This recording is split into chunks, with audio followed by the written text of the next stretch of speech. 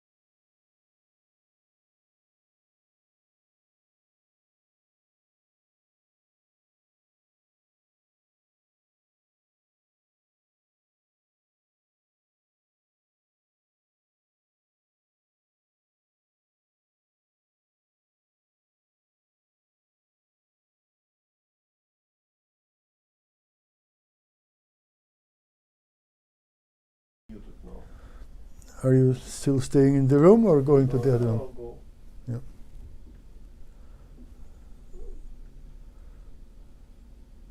Everything working? Mm-hmm. Good.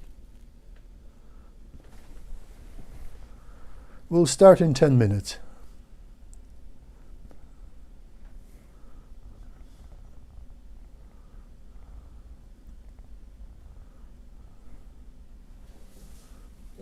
You're gone? So I can take off my mask? So my staff went to another room. I'm taking off my mask. So welcome to the webinar. We will start, it's 9 minutes to 12. We'll start exactly at 12 o'clock to make sure that everybody has a chance to join us. Just a few preliminaries. In case of technical difficulties, give us a call. You can call us at these numbers, 800-906-5866 or 718-926-9022. I'll repeat, for technical questions, issues, problems, hopefully none, there won't be any, but just in case there are, call us at 800-906-5866 or 718-926-9022. Now, there will be a downloadable PDF which will be yours. You can download it. It's found in the lower left corner right below the screen. Information regarding the CE credit is found in the lower right corner behind the screen. There is a field below the screen where you are welcome to type in your questions, and then sometime toward the end of this event, I'll do my best to answer them the best I can. As I said, we'll start at 12. We will go through 3:15 East Coast time, and there is a break at 1:45 for 15-minute break, 1:45 to 2 p.m. It's sort of mandated by the CE rules. We have to follow these rules in order for you to get your CE credits. So we'll start, as I said, at 12 in 8 minutes. There will be a break at 1:45, and then we will go again from 2 till 3:15. Okay? So with these preliminaries, just wait a few more minutes, and we will start in a few minutes. Yeah.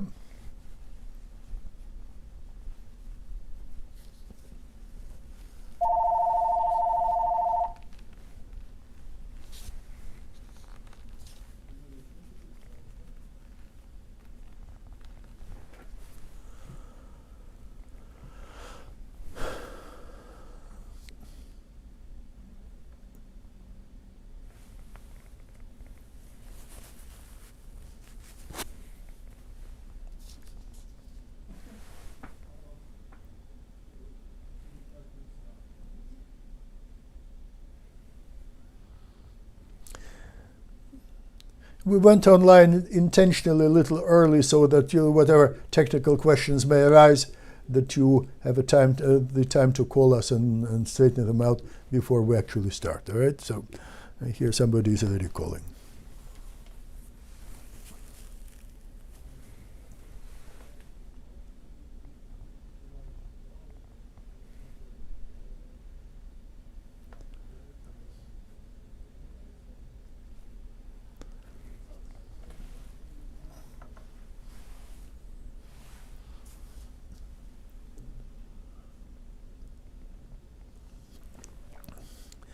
Six minutes to go. We'll start exactly at 12 noon on the nose.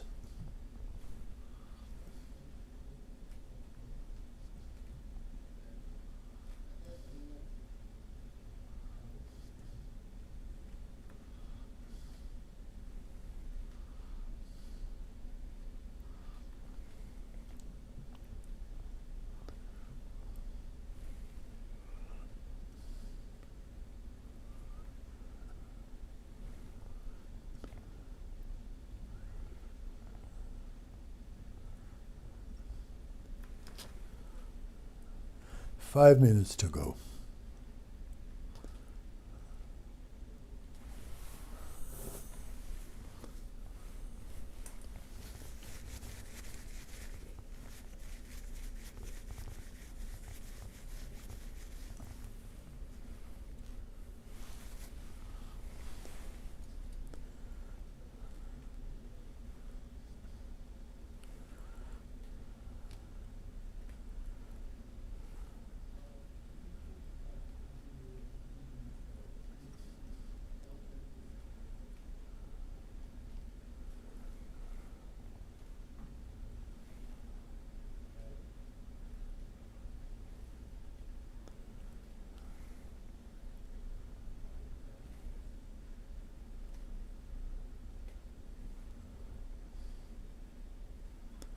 Four minutes to go. We'll start exactly at noon.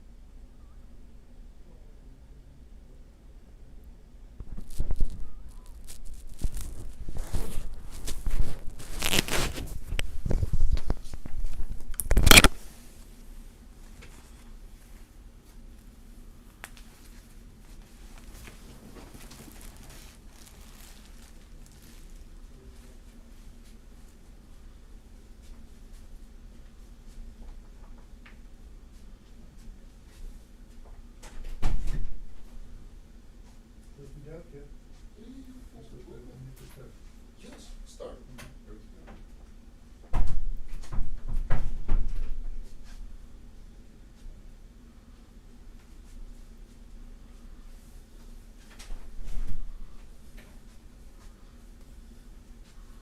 Yep. We started 10 minutes ago. Hmm? Yes, we are live. Okay. Oh, wait. Okay. We have 2 minutes to go. All right. Very good. We'll start in 2 minutes.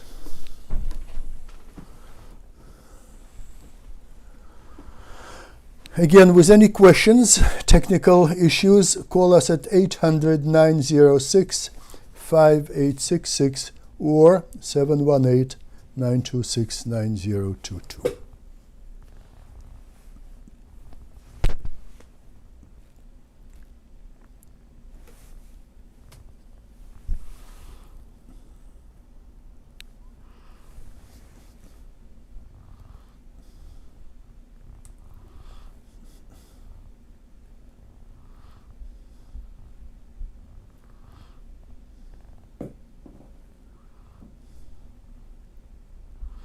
1 minute to go.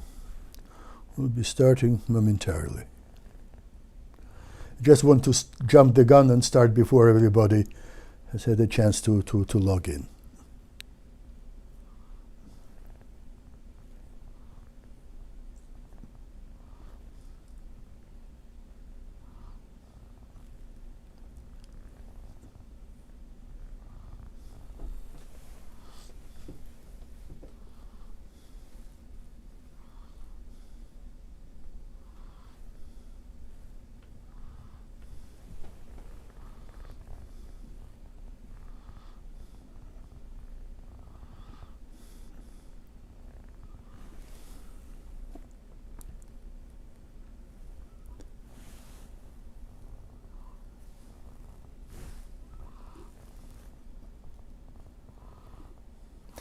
"12 o'clock on the East Coast in New York.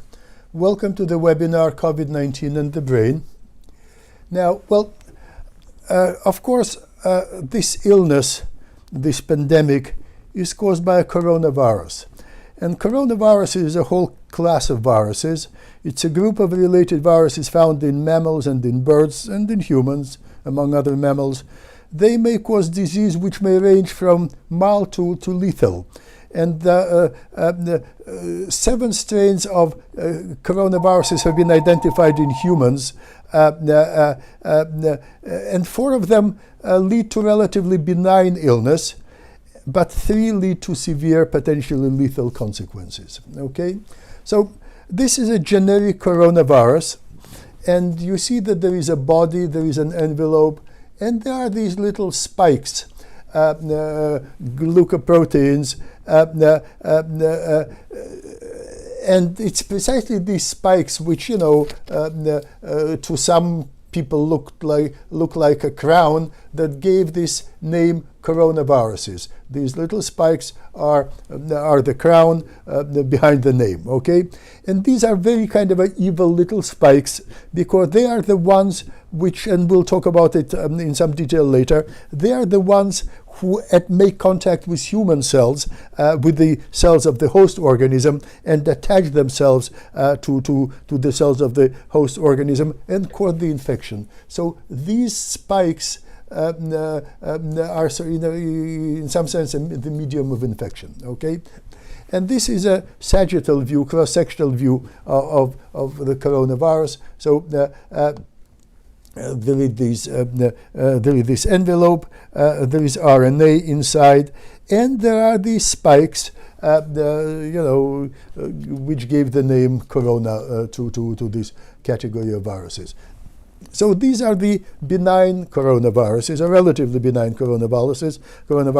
They cause cold-like illness and basically don't lead to any bad consequences. And these are the bad ones, okay? The 3 ones. And of course, the SARS-CoV, severe acute respiratory syndrome coronavirus, was discovered, sort of declared itself a number of years ago. And so did this MERS-CoV, Middle Eastern respiratory syndrome coronavirus. We'll talk about both of them a little bit later in this program.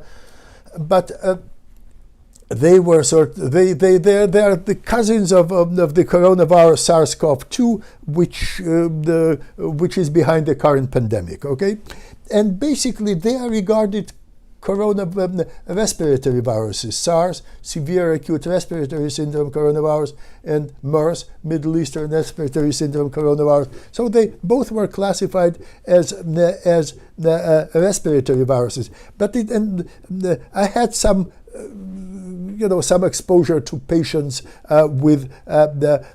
afflicted with these earlier coronaviruses, and so I knew, and it was known and reported in the literature, that they are not just respiratory, that they could cause a variety of symptoms outside of the respiratory system, including neurological symptoms. So this is precisely why I became interested in SARS-CoV-2 very early on, because I based on what was known about its cousins, SARS and MERS, it was logical to expect that this severe acute respiratory syndrome coronavirus 2 which is behind the current epidemic, even though it was originally conceptualized as strictly respiratory virus, there were reasons to believe that it would turn out to be more than a respiratory virus, that there should be some neurological consequences of this infection. And indeed, this has turned out to be the case, and this is why we're talking about today. So the current pandemic, which has affected all of us, is caused by severe acute respiratory syndrome coronavirus 2, or in short, SARS-CoV-2, and the illness caused by this virus is called COVID-19, right? Now, so this is the terminology introduced by World Health Organization. Again, the disease, the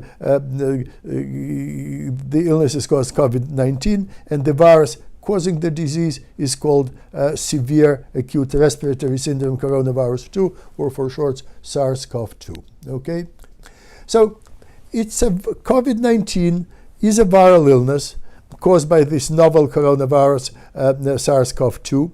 It was first identified in China, in the province of Wuhan, in the city of Wuhan, in the very end of 2019, and we all know that it rapidly spread throughout the world, resulting in a global pandemic. Okay, and as of May 2020, already a few months ago, almost 190 countries and territories were affected, and close to 4 million people were infected, and now the number is more, with close to 300,000 deaths worldwide. Okay, now.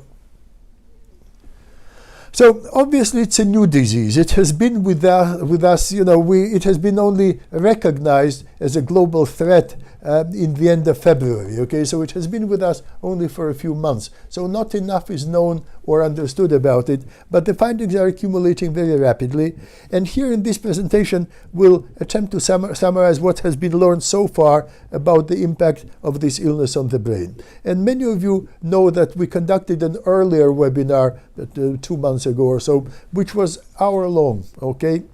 And this one is 3 hour long. And this reflects the kind of the speed, the rate with which new information is being accumulated. Okay, when we began to research, to survey the literature on COVID, and we did,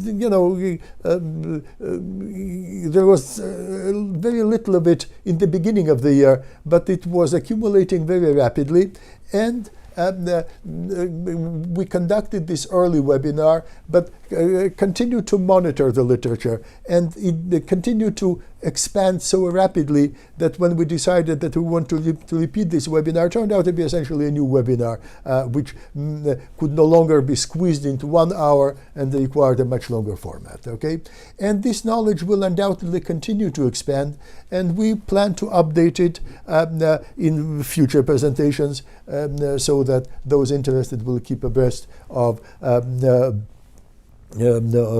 these developments. And as you will see, you see what I made sure I did, that on every slide where I present some data, at the bottom there will be also a reference, so that those of you who want to get to the original sources will know where to find them.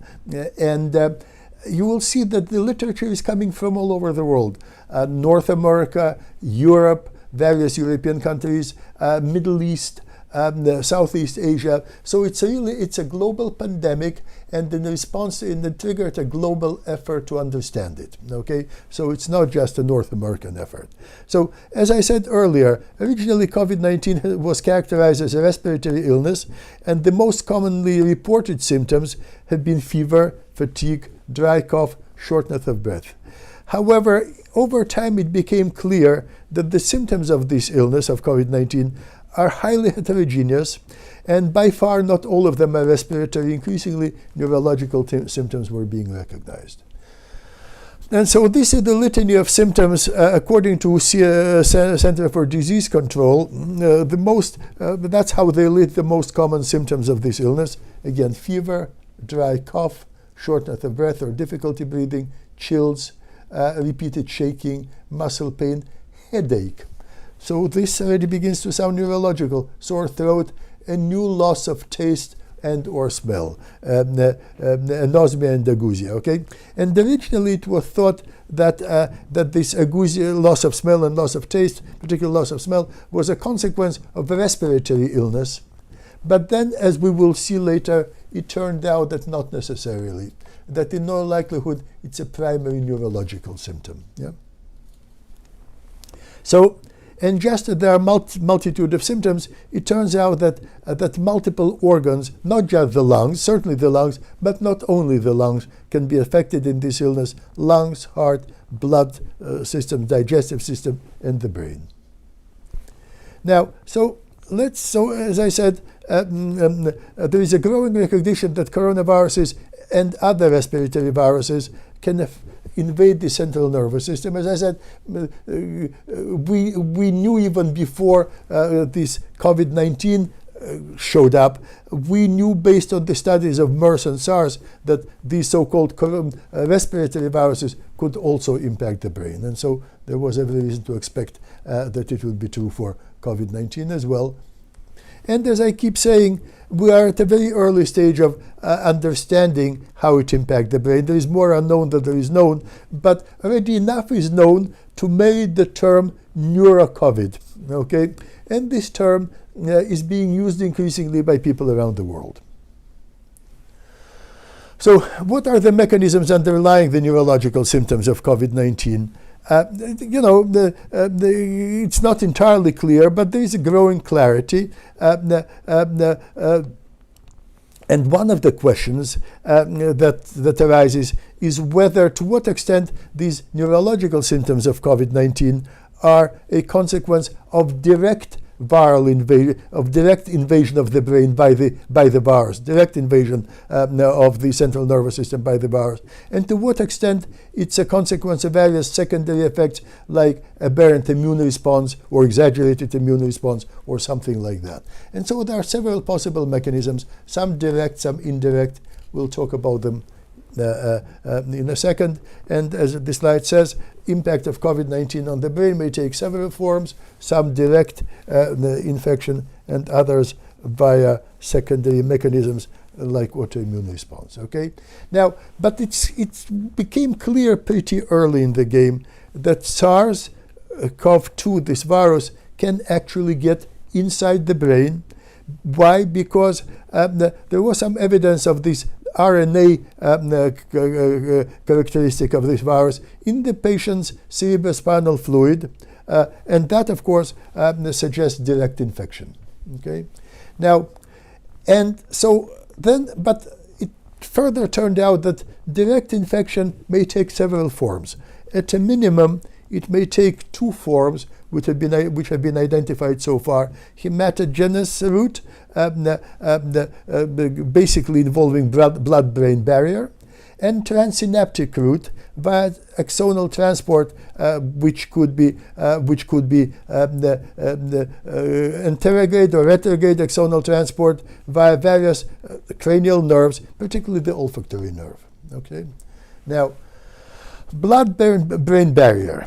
So blood-brain barrier can be crossed by this virus in two ways: infection of leukocytes, which are capable of crossing blood-brain barrier, and infection of the endothelial cells lining the walls of blood vessels. Okay, so there are these two ways in which blood-brain barrier can be crossed, and the virus can get into the brain via this route. Okay.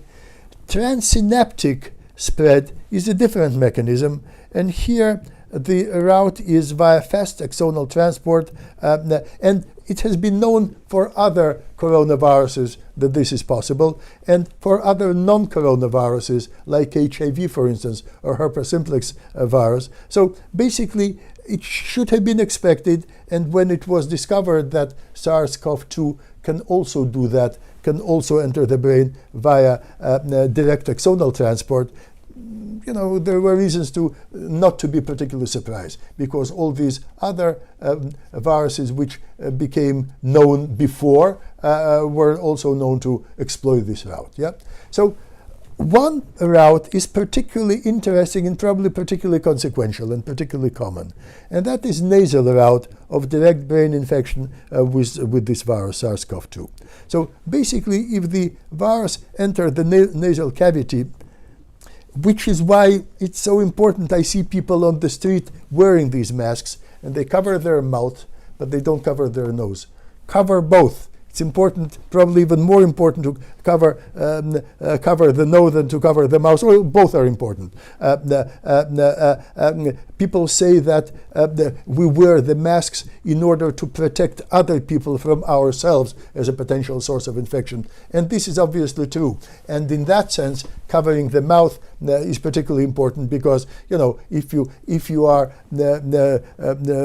seropositive and if you carry this virus, then if you cough or if you just talk very loud and kind of copiously, and there are these droplets coming out, then the mask protects people around you from you. But I personally believe, and now it's being increasingly recognized, that the mask both protects other people against you, from you, and protects you from other people, okay? And to the extent that it also protects you from other people who may be around you, who may be infected, I think that covering the nose is particularly important, okay? Because to the extent that some kind of droplets or whatnot emanated by people around you may kind of affect you, it is their ability to get into your nasal cavity, which may be the way that you may be infected by other people, okay? So to the extent that we believe that this mask plays a dual role, protects others from you and protects you from others, it's important to cover both the mouth and the nose, okay? So when this virus gets into the nasal cavity, it then attacks and attaches itself to the olfactory nerve, then olfactory bulb, then piriform cortex, which is olfactory cortex, and which is located in the temporal lobe, and eventually may get into the brainstem as well. So it enters the host through the nasal cavity, attaches itself to this cranial nerve. Olfactory nerve is the first cranial nerve, and then enter the brain through via this route. And this is an example of this direct axonal transport, probably the most common one. Yeah. So this is the nasal cavity. The virus enters the nasal cavity. This is olfactory nerves. This is olfactory bulb, olfactory tract, and then it goes, and basically enter the brain. Right. So this is how infection happens. Yeah. Nasal cavity, olfactory nerve, olfactory bulb, olfactory tract, olfactory bulb, and then the brain. Now, this is a particularly kind of a telling case, a case of a young female, which merits another digression. I mean, it was thought until recently that basically young people are not susceptible to this infection. Well, this is wrong. So here's an example of a young female, 25 years of age, who developed anosmia and dysgeusia, or in dysgeusia, loss of smell, and some kind of a reduction of sense of taste. And it was found out that she was infected with coronavirus, novel coronavirus, and brain MRI revealed cortical hyperintensities in the right gyrus rectus. What is gyrus rectus? It's part of the frontal lobe, which just abuts the longitudinal fissure, right next to the orbitofrontal cortex, okay? And then subtle hyperintensities were found in the olfactory bulbs, okay? Well, the fact that gyrus rectus was affected, I mean, gyrus rectus is basically continuous on orbitofrontal cortex, okay? And of course, we know that orbitofrontal cortex is involved in various aspects of cognition, affective control, impulse control. So the fact that gyrus rectus could be affected, basically immediately raises the kind of a alarm, raises the antennas to the effect that one may expect cognitive impairment. Okay, we'll talk about it later. But the point that I want to make now is the gyrus rectus is part of the orbital, basically it's part of the orbitofrontal regions, right next to this cortex, which we call orbitofrontal cortex. And of course, the neuropsychologists among you know that orbitofrontal cortex is important in various aspects of executive control, right? So, and we already know that too should not have come as a huge surprise, because it was known, this route of direct brain infection was known for other coronaviruses, okay? So they all have this ability. Now, and of course, that relates to the mechanism of the respiratory breakdown, because, as I said, respiratory breakdown was the first and a feature of this viral illness, and to this day it's recognized as kind of the foremost feature of this viral illness. But now it's understood that this respiratory breakdown may in itself be a consequence of neurological damage, of neurological injury.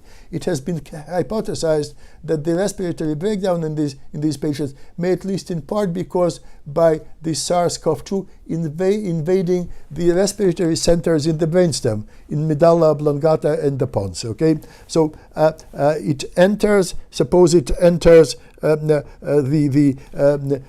brain via the olfactory bulb, or nerve, olfactory bulb, olfactory tract, goes into the piriform cortex, but then it may end up in the brainstem, affect respiratory centers in the medulla oblongata. It's mostly medulla, but also pons, and that would cause the respiratory breakdown. Okay, you see, so the direction of causation between respiratory breakdown and neurological injury may be bidirectional. A respiratory breakdown, of course, may cause hypoxia. We'll talk about it later. So that means kind of the causal direction from respiratory breakdown to neurological injury. But it may go the other way around. If this virus affects these brainstem respiratory centers, then that may cause respiratory breakdown, and then the direction of causation will be from neurology to respiratory system. Yeah. Now, and so a similar spread via synapse-connected route into the brainstem, respiratory centers of medulla oblongata has been demonstrated for other coronaviruses. And so this is basically makes it no particular, that would have made it expected, or not, at least not particularly unexpected, that this should also be the case with SARS-CoV-2. And it turned out to be. And you see, you will have this PowerPoint, you will have a PDF, and you see all these. I just made it my business to make sure that the primary sources are included. And these primary sources are in the kind of journal that neuropsychologists or neuroscientists usually don't read, journals of virology on infectious disease. So it's but they are very interesting. It's kind of a new territory for neuropsychologists, and in fact, I found it very interesting. Even though usually I don't read the journals, in this instance I read quite a bit of them, of these articles, and found them quite, and you understand them to a point, and I found them quite interesting. Okay, now, so, and this is a quote from a paper in a journal, kind of a journal of physiology. Clinical treatment of respiratory illnesses typically focuses on adopting ventilatory protocols that protect the lung from further lung injury, and current research focuses on the repair and restoration of pulmonary tissue and function. But we also need to address the role of the central nervous system and neuroinflammation to completely treat acute lung injury and perhaps other lung disease like COVID-19. Again, so basically what this paper is saying, what I said a minute ago, that the causal route is bidirectional, okay? And one should always consider the possibility of neurological causes behind respiratory causes, and not just the other way around. Now, well, so we know that this virus may impact the brain directly. What in the brain does it impact? Well, we know that it may impact gray matter. Brains of diseased patients with novel coronavirus show evidence of edema and partial neuronal degeneration. We also know that this virus may affect white matter. White matter in the brain and the spine may be affected by demyelinating lesions. Whether these demyelinating lesions are the result of direct invasion of the brain by this virus, or whether it's a result of excessive immune response is an interesting question. Certainly the latter, maybe the former also to some extent. Now, brain cells. Now, a researcher at Johns Hopkins has suggested that this virus may invade the brain cells and replicate inside the brain cells. If this is the case, then the ramifications of that, we'll talk about it later, but let me give you a preview. If this is the case, then the ramifications of that are quite hairy, okay? Because that may mean that this virus may hide in brain cells and mess up the folding of the proteins, and which may result in some neurodegenerative disease years or maybe decades later, okay? So this is one of the reasons why the issue of this viral infection being possibly a cause of, or at least a risk factor of developing the various forms of neurodegenerative illness, dementia, to put it kind of succinctly, many, many years later, okay? In somebody who would have seemingly recovered from the acute illness, and then many years later it shows up as a risk factor for dementia, okay? Now, neurological complications and disease severity. Current studies suggest that neurological complications are associated with relatively greater disease severity and potential mortality.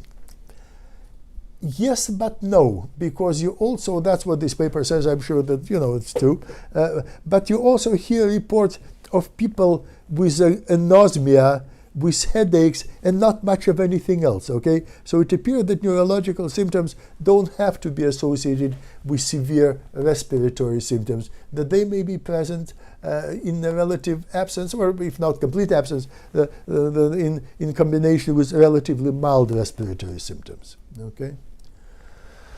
Now, there is a growing body of neuroimaging findings in these patients, and I'll show you several of them from different countries. I think that this is important to show that we're talking about some kind of a universal phenomenon and not some kind of a idiosyncrasy of a particular environment. So there was this large multi-center study conducted in France, and the most common findings were signal abnormalities located in the medial temporal lobe.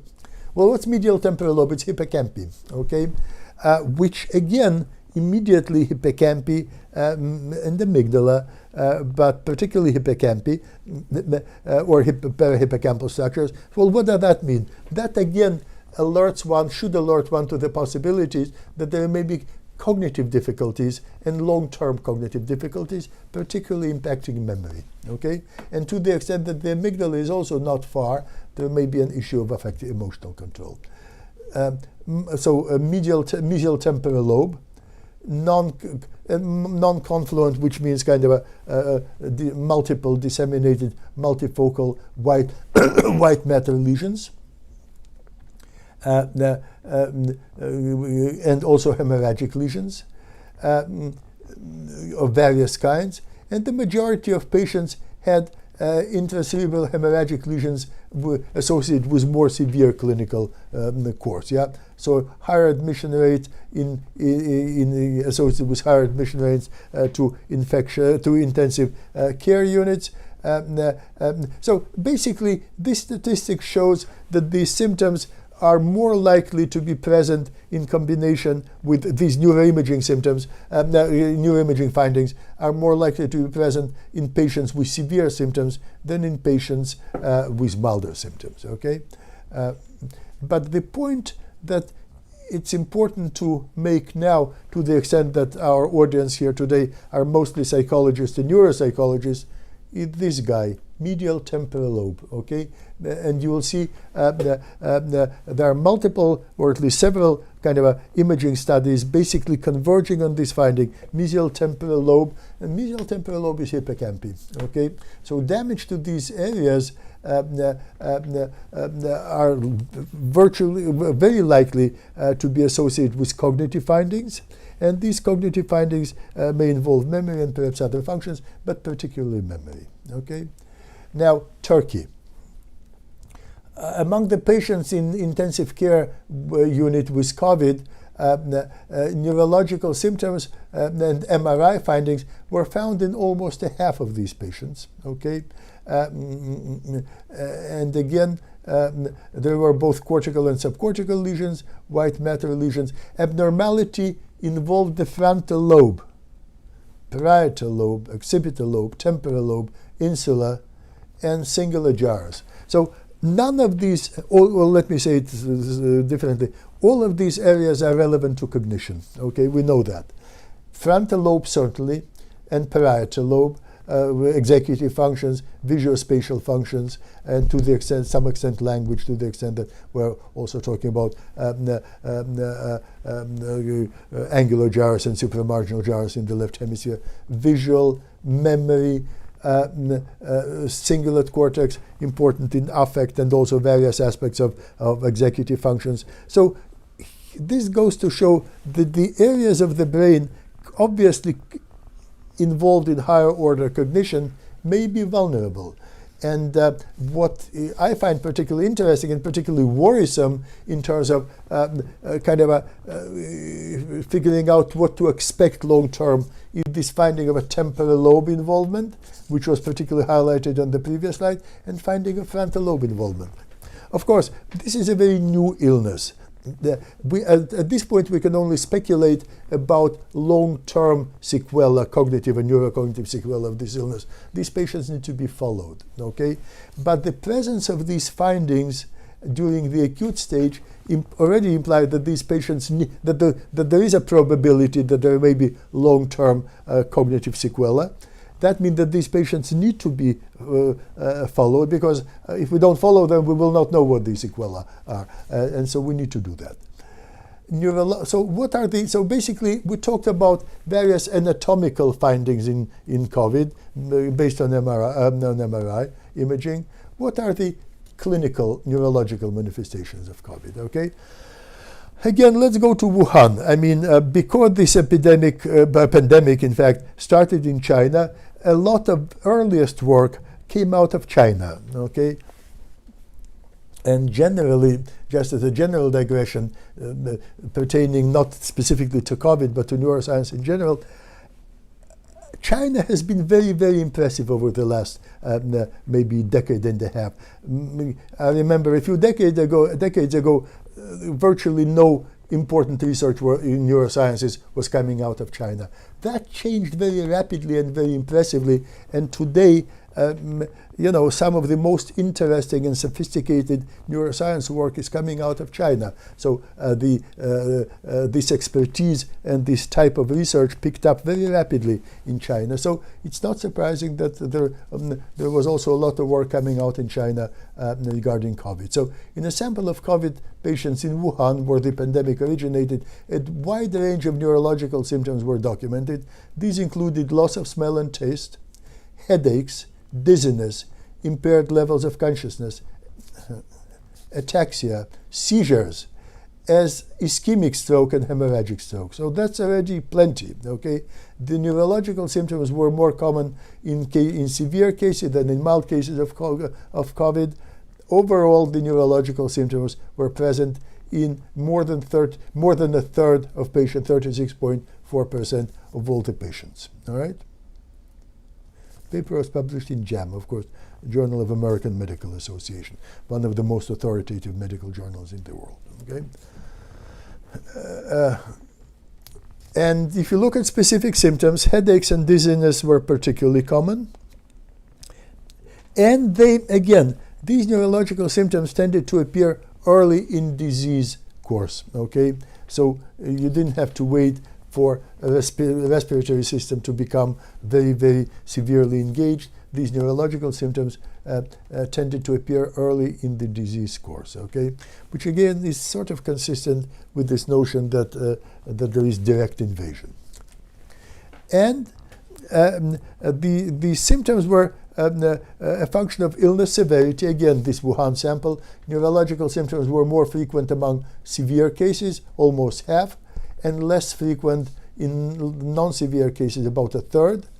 And these symptoms, again, if you look at acute cerebrovascular illness, which is stroke essentially, it's approximately 6% versus approximately 1% in severe versus less severe patients. Impaired consciousness in approximately 15% versus approximately 2.5%. And skeletal muscular injury in close to 20% versus close to 5%. All right? So yet there is an association between neurological symptoms and severe illness in other respects. Okay?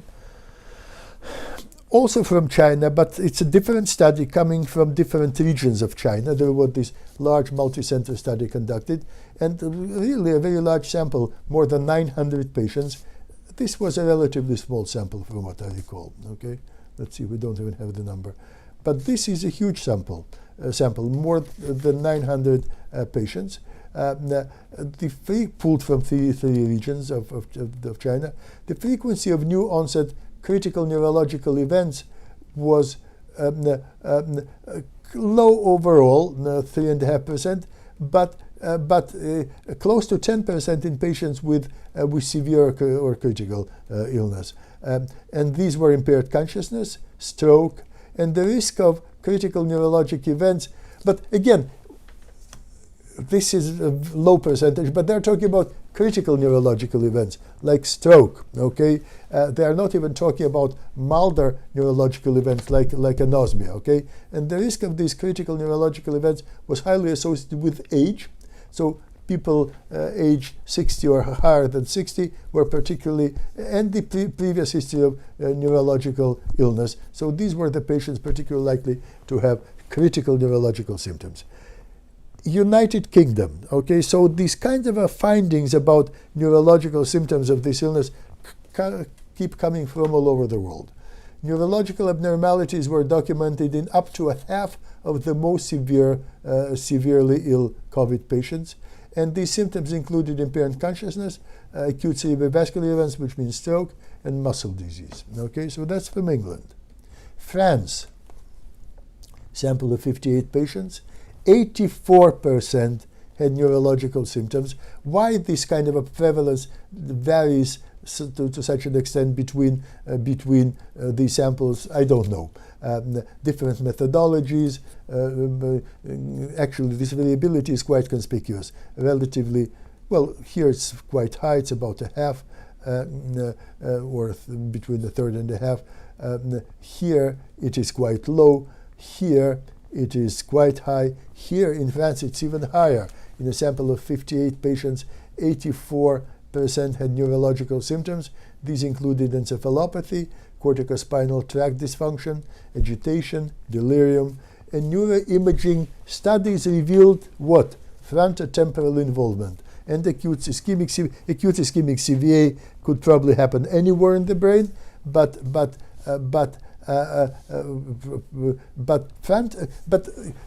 this appears to be kind of the pervasive theme, frontotemporal involvement. We have seen it across the several studies coming from various parts of the world. Okay, and again, the fact that, and these are regions which we know are very critical for some of the most important aspects of cognition. Okay, executive function, decision making, and memory. Again, another sample from France. The most frequent neurological manifestations were impaired consciousness, pathological wakefulness once sedation was stopped, confusion, agitation. Again, all these symptoms here relate to altered consciousness, okay, and which appears to be relatively quite common in this population. Yeah. Spain. Again, very large sample, 841 patients hospitalized with COVID. mean age in mid-60s, more than half developed neurological symptoms. Non-specific symptoms such as myalgias, headaches, and dizziness were present mostly in the early stages of infection. Anosmia and impairment of taste also occurred early, and more frequently in less severe cases. And so what does that mean? That means that the anosmia and agousia or dysgeusia, which is a technical way of referring to impairment of taste sensation, may appear in the relative absence of other symptoms. Okay, and this is what clinical observations in this country also suggest. Disorders of consciousness, mostly in older patients, myopathy, dysautonomia, cerebrovascular illness, stroke, that means seizures, movement disorders, encephalitis. So the whole gamut of neurological symptoms. Guillain-Barré, of course, it's a peripheral neuropathy. Optic neuritis were less frequent, but also were observed. So neurological complications were the main cause of death in about 4% of all patients who succumb to this illness. Yeah. So what do we have? We have France, we have Spain, we have China. A little bit later I'll show you some data from Italy. There is the United Kingdom, data coming from this country. So wherever the illness is present, and it's present everywhere, there are also, so too are the neurological symptoms. Turkey, in a sample of 235 intensive care patients, more than 20% developed neurological symptoms. Yeah.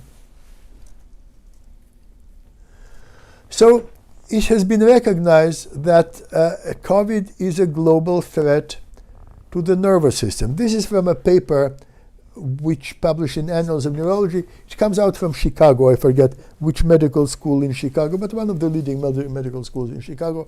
The number of recognized neurological manifestations of SARS-CoV-2 infection is rapidly accumulating. These may result from a variety of mechanisms, including virus-induced hyperinflammatory and hypercoagulative states. We'll be talking about all of this a little bit later. Hyperinflammatory is basically exaggerated immune response. Hypercoagulative state is when coagulation is excessive, and this is what causes clots and ischemic stroke.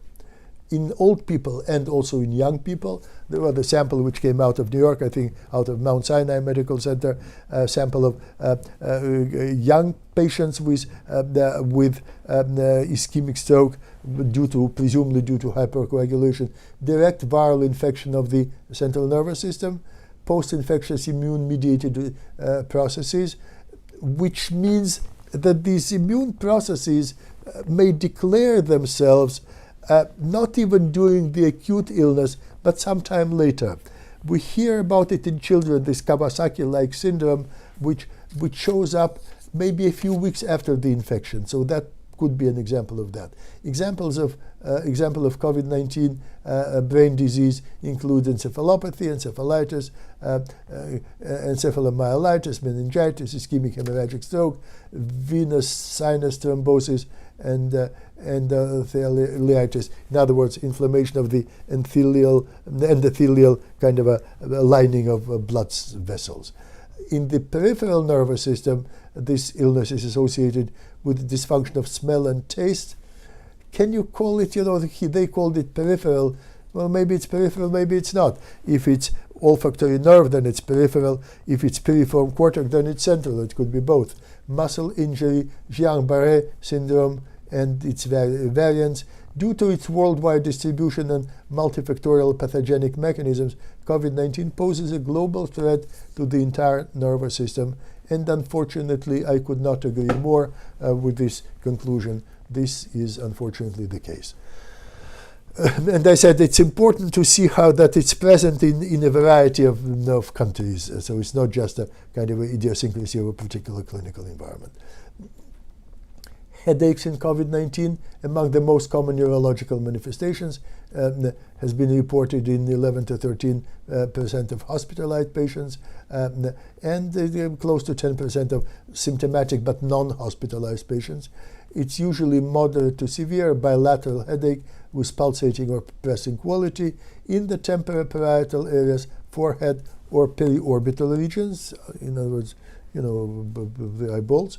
It was typically characterized by sudden to gradual onset and poor response to common analgesics. The possible pathophysiological mechanisms of headache include activation of peripheral trigeminal nerve endings by SARS directly or through the vasculopathy, some disease of brain vasculature, and or increased circulating pro-inflammatory cytokines and hypoxia. Okay, anosmia and agousia. Among the neurological symptoms, anosmia and agousia were recognized among the earliest kind of neurological symptoms: loss of smell and loss of taste. And we know that these two senses are intertwined, are increasingly recognized as common symptoms in COVID, and their symptom onset is often very sudden, and viral invasion of the olfactory bulb with subsequent central nervous system invasion is a likely mechanism. Okay, now, so let's look at the epidemiology of this stuff. A multi-center, really a very large study conducted in Europe. I recall, when I read this paper, I was struck that practically every or almost every continental country in Western Europe participated in this study. So it was really a very large study of patients with mild to moderate COVID illness, and 86% of them had olfactory dysfunction, and 89% had gustatory dysfunction, practically almost all of them. Okay, so it goes to show that it's a very, very common, these are very common symptoms in mild to moderate illness. It doesn't even have to be severe. Okay, olfactory dysfunction was largely self-limiting, but gustatory dysfunction, according to this study, persisted even after the resolution of respiratory system in more than 70% of the cases. So even kind of persisted into the post-acute stage. Okay, and at early stages of COVID, as I said already, anosmia and agousia are sometimes actually the very first symptoms appearing before the respiratory symptoms. So, and you hear it from kind of a clinical, anecdotal clinical accounts also, that this loss of smell and loss of taste was the first in a younger individual, the first that kind of sounded the alarm and led to the suspicion that something is wrong. Okay, now another study coming from Spain, anosmia was the initial presentation, the earliest presentation in more than a third patients with COVID-19. Again, that is strongly suggestive of this the nasal route, nasal cavity, olfactory nerve, olfactory bulb, olfactory tract, and then central regions. So, I'm not aware of any kind of a direct experimental evidence about the utility of these masks covering the nose in protecting one against infection coming from people around you. I believe that this is the case. So, when I see people who, they just, out of ignorance, I guess, they wear this mask covering the mouth, but the nose sticks out, I sometimes tell them just bring it up and cover your nose as well. Now, anosmia and agousia at early stages of COVID-19 sometimes, appears before respiratory symptoms. Now, and again, in the beginning, when these symptoms were first recognized, most people were of the opinion that this anosmia is a consequence of respiratory illness, basically clogged nose. Okay, I shouldn't say respiratory, of renal symptoms. But this was a very interesting study. The rates of there were two samples of patients with COVID compared. One sample with nasal obstruction and others without nasal obstruction, and the rate of anosmia were the same, which of course goes to show that this is not a consequence of nasal obstruction, but because had it been the case, then the rates would be very different in these two samples, but a consequence of something else, most likely neurological. Yeah. Delirium is also a common symptom, neurological symptom in these patients, particularly in patients on ventilators. Okay, so basically, there has been this concern about the shortage of ventilators. Then we need more ventilators, and we do. But it's equally as important to try to keep patients away from ventilators. When you have to, you put them on ventilators. You put them on ventilators. But this going on ventilator is usually comes with repercussions. Okay, so just as much effort should be put in keeping the patients away from ventilators by using some other treatments and other therapies. Okay, encephalitis. Well, it has been reported in cases in China and also in other cases. And of course, encephalitis is a very generic term. We'll talk about several kinds of encephalitis which have been described in these patients. Seizures. So here's an example of a patient in Japan who developed seizures, impaired consciousness. On hospital admission, his Glasgow Coma Scale was 6. This is, those of you, many of you are probably familiar, certainly those who work with traumatic brain injury are familiar with Glasgow Coma Scale. 6 is very low, okay? And this was not a TBI patient. Glasgow Coma Scale was originally developed to characterize severity of traumatic brain injury, but here it was applied, outside of the kind of a TBI clinic in the patient with COVID. And you see his level of consciousness was quite impaired for reasons unrelated to TBI but related to COVID. MRI showed ventriculitis and encephalitis, mostly again, right? That it's right is probably idiosyncratic, but mesial temporal regions, this is the recurring theme affecting the hippocampus. So mesial temporal lobes appear to be almost, I shouldn't say predictably affected, but very frequently affected in these patients, and the frontal lobes too. Okay, but particularly mesial temporal lobe regions, and this is memory. Okay, and to the extent that there was encephalitis in a patient like that, the odds of complete recovery of these mesial temporal lobe lesions are remote. Okay, are low. In a case like that, the likelihood is very high of some chronic encephalopathy affecting mesial temporal regions, which in turn portends chronic memory impairment, right? Seizures. Iran, again, this literature is coming from all over the world. Young female, 30 years of age. Again, there go this notion that young people are invulnerable. Multiple seizures, including generalized tonic-clonic seizures. Okay.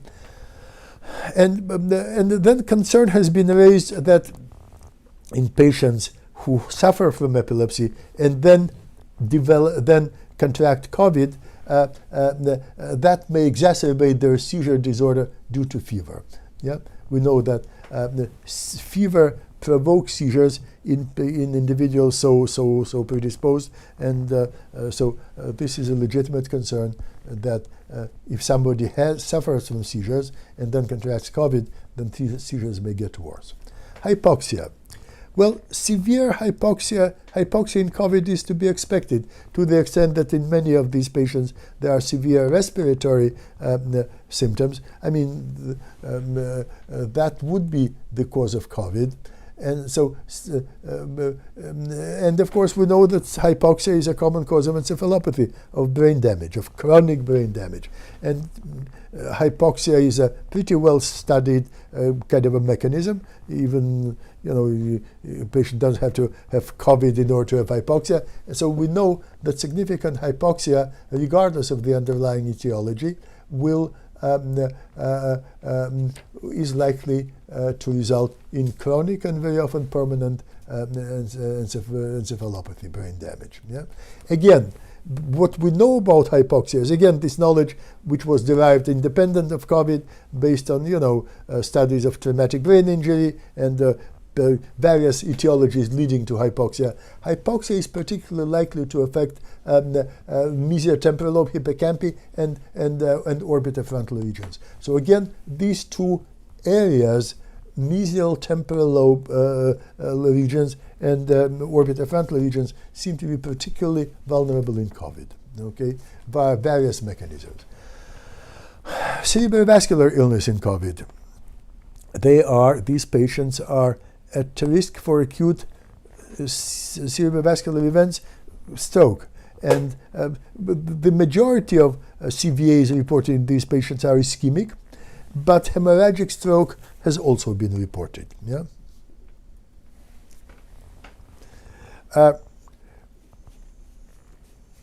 So what is the prevalence of CVA? In a sample of 221 patients in China, about 6% developed ischemic stroke or developed hemorrhagic stroke of cerebral or venal thrombosis, okay, with significant lethality. So again, both ischemic and hemorrhagic stroke appear to be possible. Now, here is an example from the United Kingdom, and ischemic CVAs in older patients. And these ischemic CVA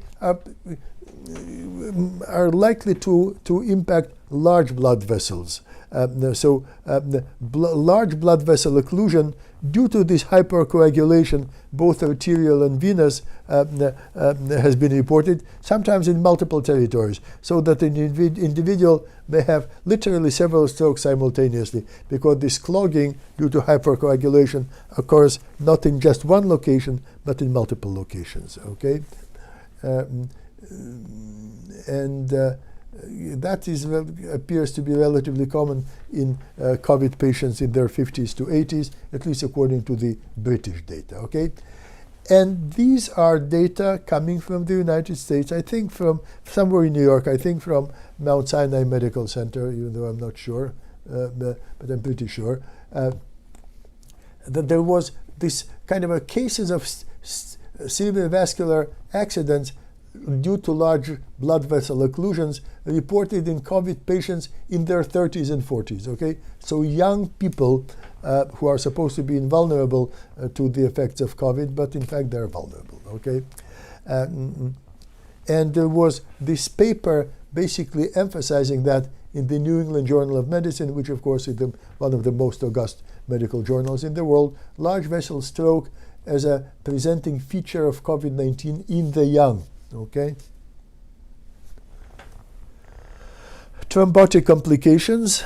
The incidence of thromboembolic complications in 2 COVID samples were again relatively low, but non-negligible. Hemorrhagic stroke, as I said earlier, even though the majority of stroke cases in this population reported in this population is ischemic, hemorrhagic stroke has also been reported. And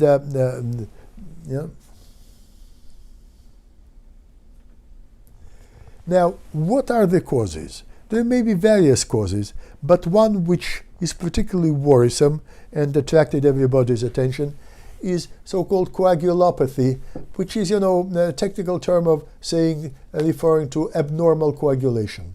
Blood coagulation is often aberrant in COVID-19, resulting in hypercoagulation. And that, of course, leads to arterial and venous thrombosis causing ischemic CVA. Yeah? And these are the findings which were reported from multiple locations all over the world.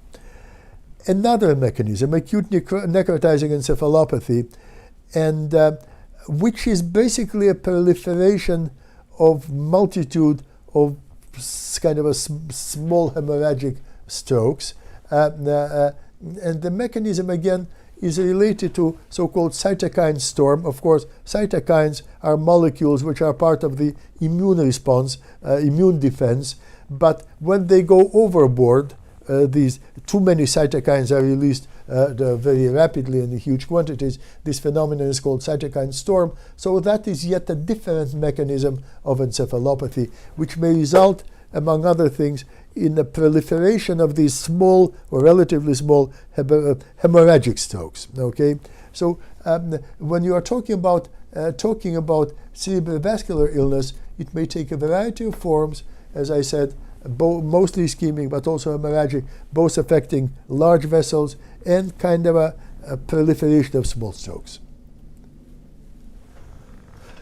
So neuroimaging neuroimaging findings in these patients again implicate bilateral mesial temporal lobe structures and also the thalamus. But again, this is the recurring theme, which to a neuropsychologist should be very informative and very worrisome, because we know that these regions are so important for various aspects of cognition, particularly memory. Yeah? Now children. Again, there was this notion that children basically are somehow protected against COVID-19, and these notions were sort of embraced until a discovery was made that the number of children, both in the States and in Europe, including very young children, have developed an illness akin to Kawasaki disease. What is Kawasaki disease? Kawasaki disease, this has been known for many years, well before COVID. It is an illness characterized by systemic vasculitis, inflammation of blood vessels, including coronary arteries, and but other arteries as well. So a similar illness, they used to refer to it as Kawasaki illness. Then they concluded that it's, by they I mean kind of the clinical authorities, they conclude that it's not Kawasaki, that it has some peculiar features which set it apart from the classic Kawasaki syndrome, but similar. Okay, so so this Kawasaki-like syndrome was reported in children, probably associated with COVID-19, almost certainly associated with COVID-19. And the peculiar thing about this syndrome is that it declares itself not during the acute stage, but a few weeks later. Again, so which goes to show that these is immune in nature. I mean, this inflammation of blood vessels is basically an abnormal, aberrant, excessive immune response. That's what it calls it. Causes it. And it appears that this COVID may trigger this kind of a exaggerated, aberrant immune response, which may play itself out even sometime after the acute illness. Yeah?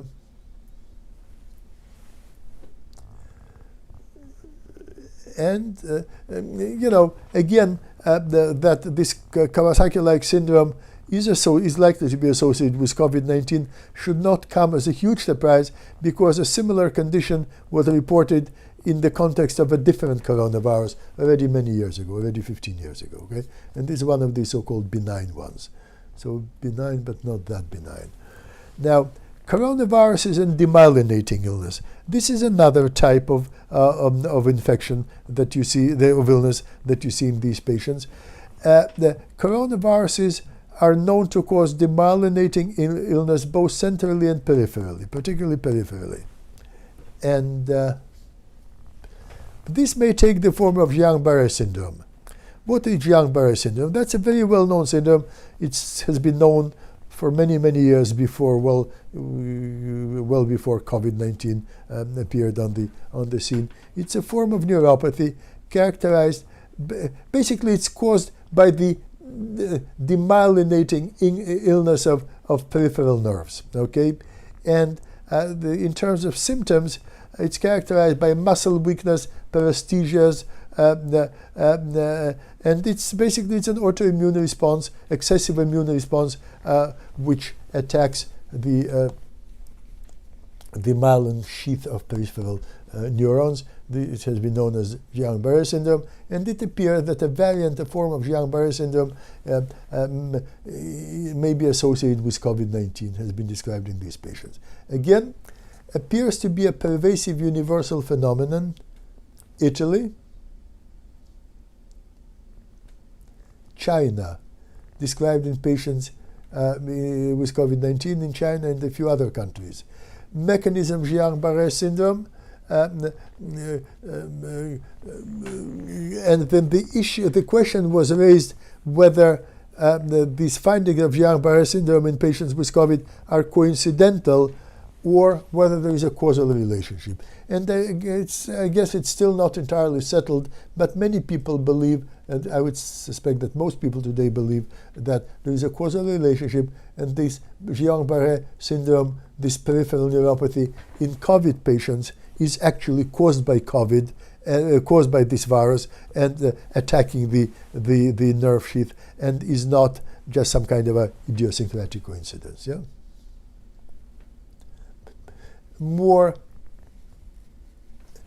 So, but okay. So, if the Guillain-Barré syndrome is causally related to this viral infection, then by which mechanism? Is it a direct consequence of this viral invasion? Does it mean that this virus directly latches onto to the myelin and destroys it, or is it a consequence of something else? Okay, and many people believe, and today, that it's less likely to be caused by direct viral invasion of peripheral nerves, and is more likely to be a consequence of this aberrant immune response to infection. And we know that for some reason, which I'm sure is understood, but not necessarily by me, but I'm sure that it's understood by virologists, excessive autoimmune white matter, this myelin sheath, is particularly vulnerable across a wide range of these excessive autoimmune responses. Okay, so COVID-19 is not the only one. Yeah, clinical features and time time onset of Guillain-Barré syndrome in COVID-19. High degree of variability of symptoms. Yes, and the symptoms may be tingling, weakness, paresthesias. So this variability of these Guillain-Barré symptoms has been noted in the natural history of COVID. In contrast, the clinical features. Some of the clinical features are quite consistent. Lower limb weakness, marked lower limb weakness over upper limbs, and loss of deep tendon reflexes, but with variable sensory abnormalities. So these appear to be invariant, relatively consistent symptoms. Lower limbs are more likely to be affected than upper limb, and loss of deep tendon reflexes. But aside from that, there is a variability of other symptoms like tingling, like paresthesias, and things of that nature. Okay. Now, and this is again this kind of a pervasive question whether neurological manifestations of COVID are a direct result of neuroinvasive properties of the virus or an indirect consequence of downstream multi-organ dysfunction and aberrant biochemistry. And it has to be fully understood. This is kind of a quote from this paper, but it's more likely to be a combination of both. Okay. Now, to the extent that people are increasingly interested in neuro-COVID, and there is a growing interest in its natural history and staging. And this is one staging. I personally don't think that it's an obligatory staging, okay? But it's one staging proposed, that stage 1, virus binds to cells in nasal passage. Again, we talked about it in the tongue, leading to anosmia and agousia. Now, there are many reasons that it binds to nasal passage. I don't know about the tongue, okay? These authors think so, but one has to keep in mind that smell and taste are so closely intertwined that I personally don't even believe that tongue has to be, maybe it is affected, but I don't think that it's an obligatory precondition for taste to be affected. Just impairment of olfaction will also lead to impairment of taste, yeah? Stage 2, cytokine storm causes inflammation of blood vessels and hypercoagulation, we talked about it, leading to ischemic CVAs. Stage 3, severe cytokine storm causes neuronal death and encephalitis, leading to seizures, delirium, coma, and in some cases death. Okay, so this is one staging. As I said, this is certainly not an obligatory staging, but it's one staging proposed by some of the authors. Yeah, mechanisms of infection.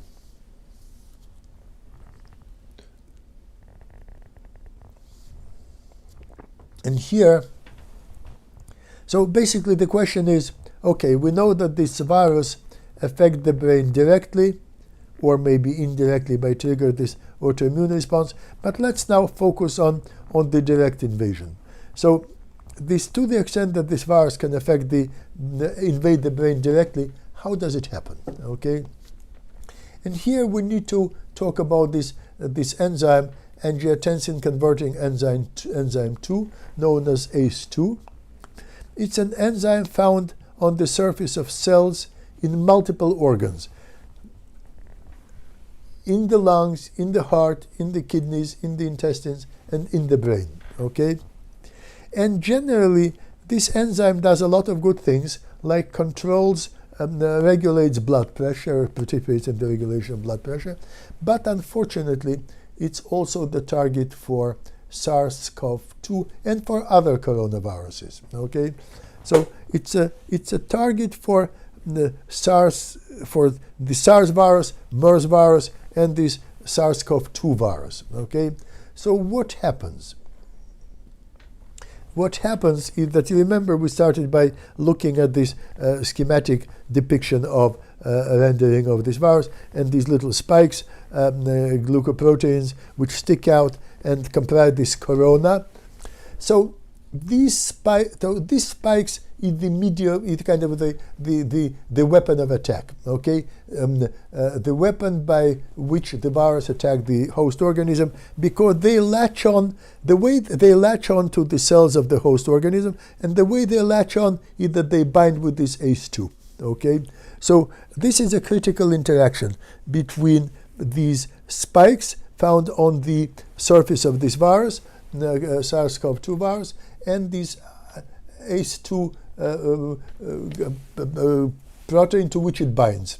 Okay, and because, and considering the ubiquity of ACE2, it's found in virtually everywhere in the brain. So I think that this may be the reason why the symptoms of COVID-19 are so multiple and so heterogeneous, far beyond respiratory symptoms. Respiratory, gastrointestinal, cardiac, how these blood vessels are affected, the brain is affected. Why? There may be many explanations of that, but almost certainly one of them is because this ACE2 receptor is really found virtually everywhere in the organism. Okay, so to the extent that this nasty virus binds to it, this is kind of the gateway of the virus into the organism.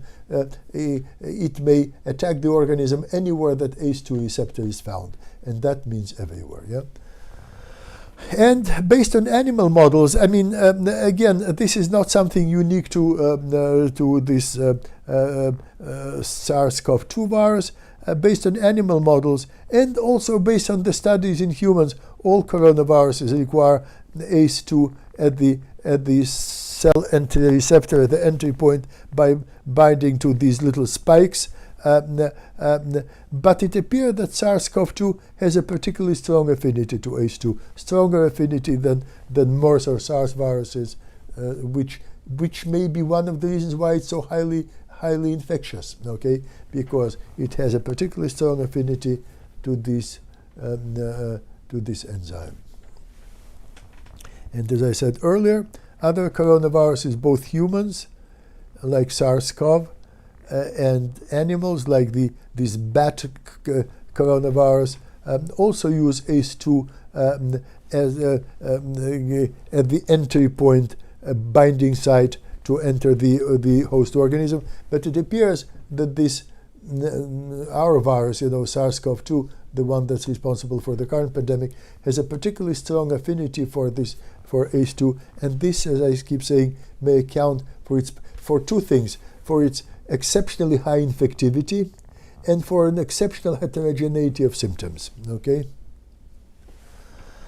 ACE2 and the nasal cavity. Again, the nasal cavity. It has been suggested that ACE2 is expressed in the nasal cavity epithelia, and that olfactory epithelium is the early infection site. Well, we talked about already, but here this kind of assertion, this premise is supported by the kind of assumption, or maybe even a documented fact, that ACE2 is very strongly expressed in the nose, inside the nasal cavity. Okay, so according to this hypothesis, SARS-CoV-2 then entered the brain via the olfactory nerve, and then olfactory bulb. We talked about it, but what this slide adds to this conversation is that this ACE2 receptor appears to be quite prolific inside the nasal cavity. Okay.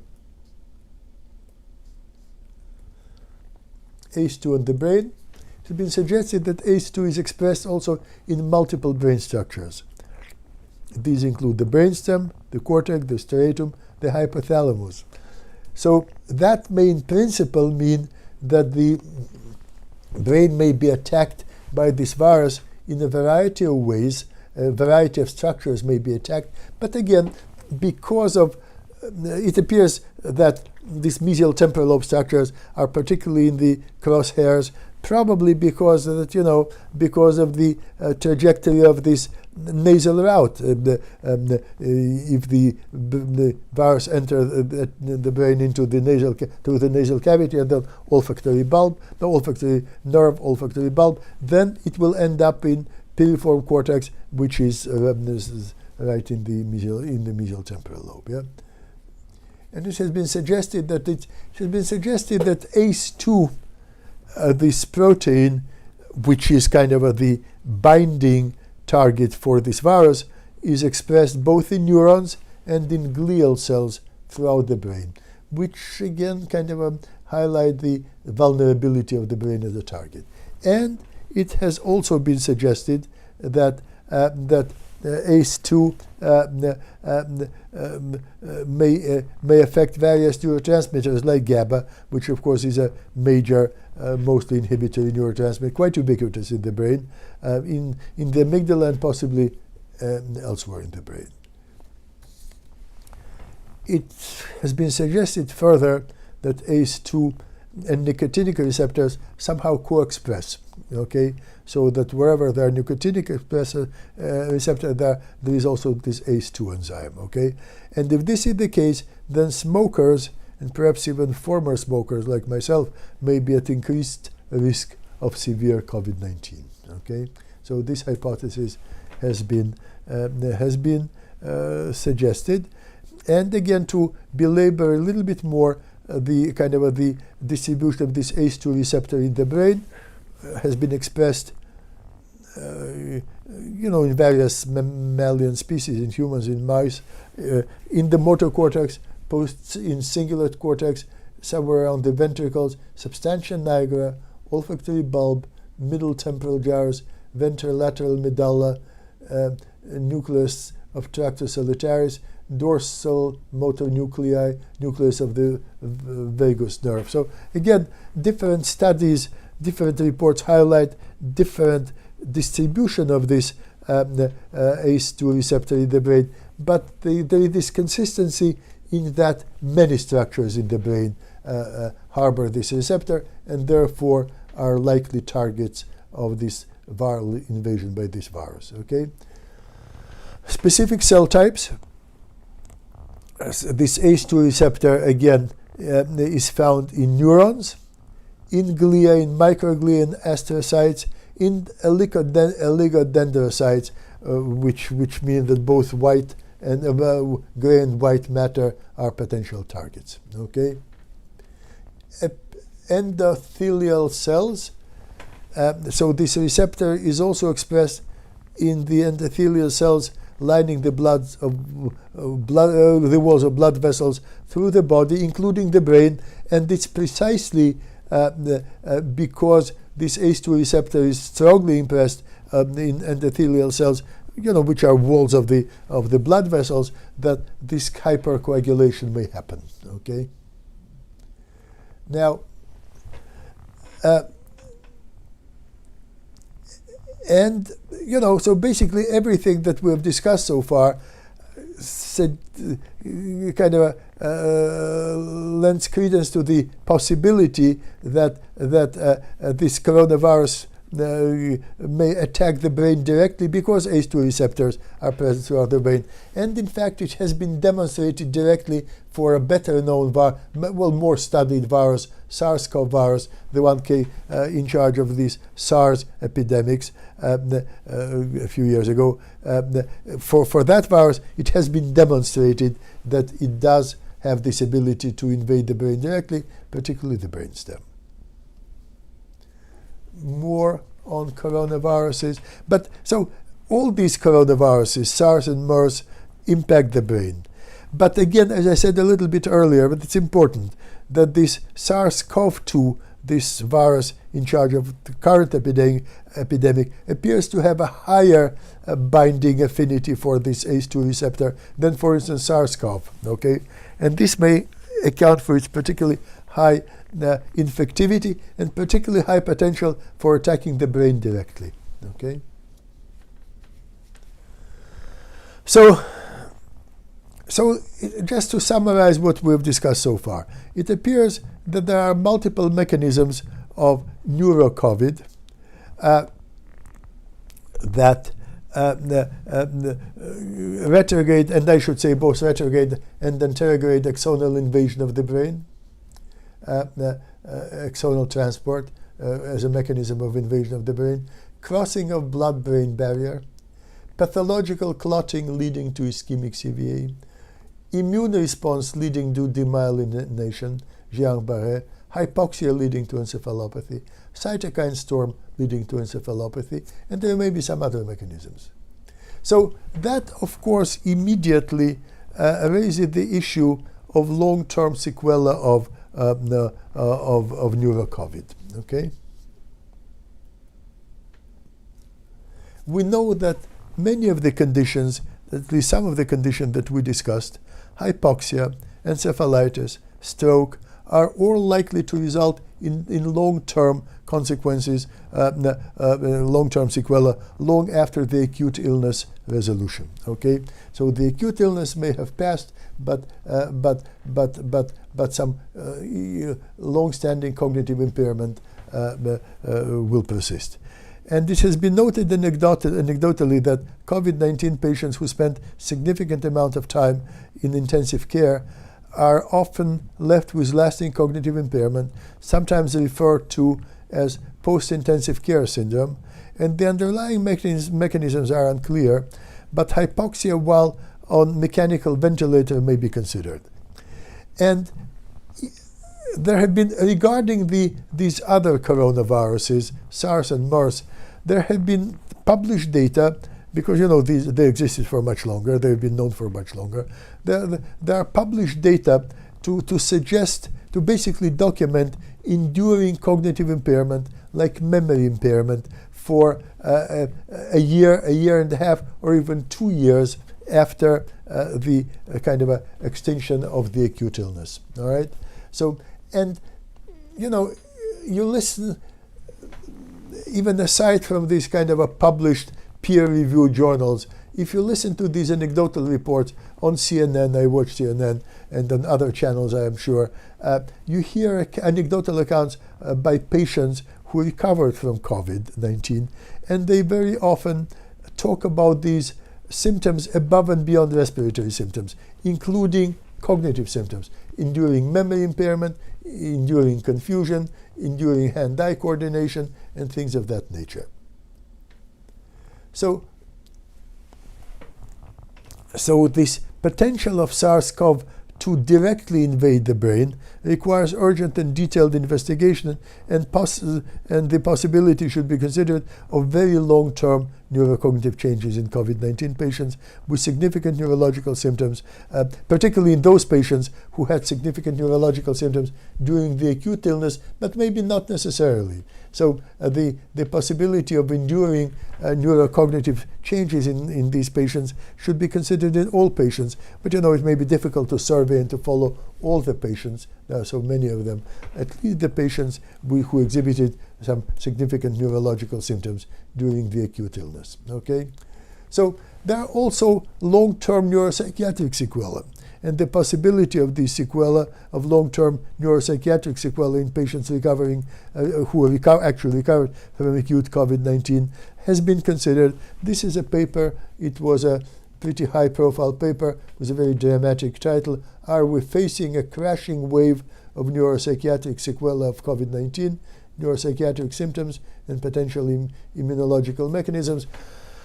This paper came out, I think, out of UCSF, University of California, San Francisco, which of course is an excellent, that's the medical school. Langley Porter is this very famous psychiatric hospital is part of that system. So this is a very reputable source. Okay, so COVID-19 and psychiatric patients, and the psychological impact of COVID-19 pandemic is probably greater in psychiatric populations than in healthy populations, and that was documented in China.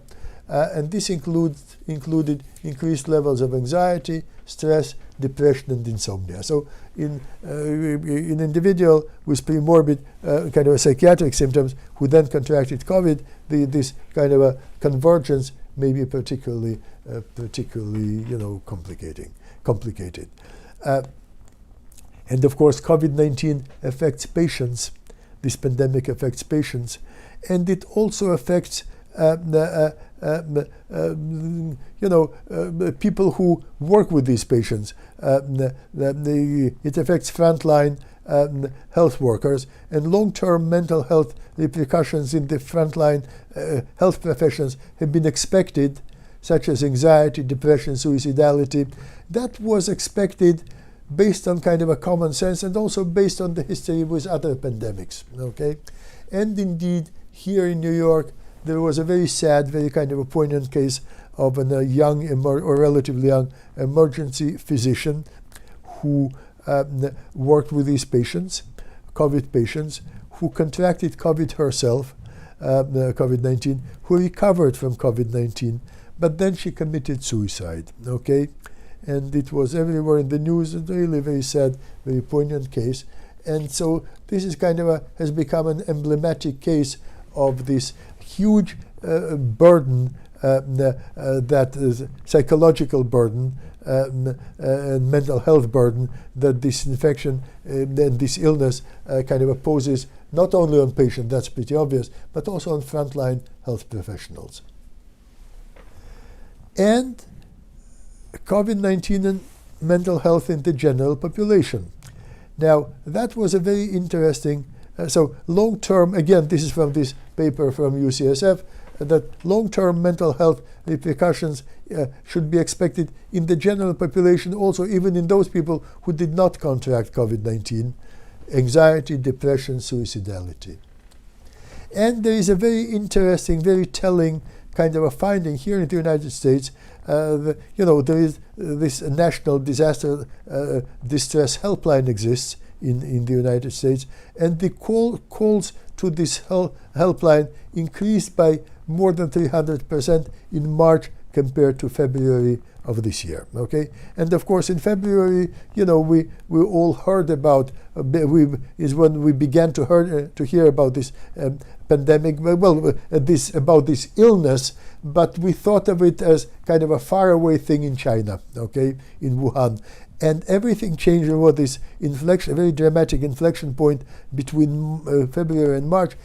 It was in March when it was recognized finally as a global pandemic, and everything changed, and and it sort of hit home big time.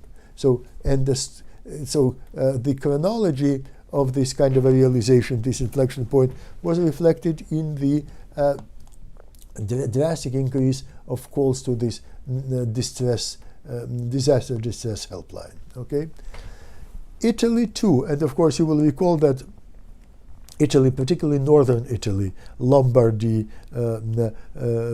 was relatively early on in the epidemic.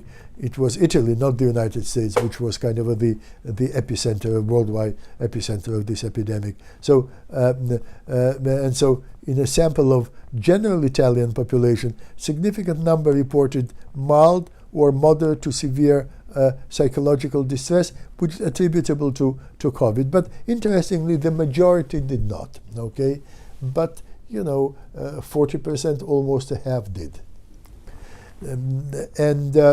Of course, it would be a very interesting study to conduct. It may have already been conducted.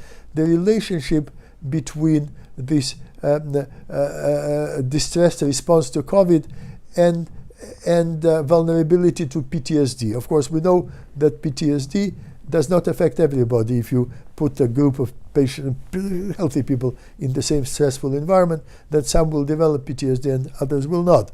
And so there is a lot of work trying to identify the risk factors, who will and who is more likely to develop and who is less likely to develop PTSD. And it's very interesting whether these are the same or similar or related risk factors which are behind the likelihood of some people developing this, the greater likelihood of some people developing this kind of a catastrophic response to this pandemic than in other people. Yeah, even here we're talking about general population. We're not even talking about people who actually contracted this virus.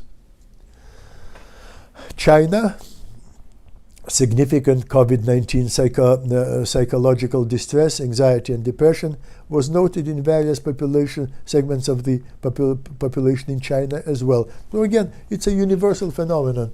And this is important because we're talking about people of very different cultures, and still these kind of the consequences of this burden, the mental health burden imposed by COVID-19 on the general population appear to be somewhat quite similar. Okay, so we spent in the beginning of this our conversation, we talked about kind of the hardcore brain mechanisms and neurological symptoms, but then there are also these psychiatric and psychological symptoms, which are not necessarily associated with kind of a direct impact of the virus on the brain, but at least not directly, but are present in people who may not even have been, and who are mostly are not even directly impacted by the virus in the sense that they are not infected. Yet there is this the surge of distress and psychological burden and these psychological factors. So now, then this kind of a very ominous question was raised: will the COVID-19 pandemic trigger a wave of suicides?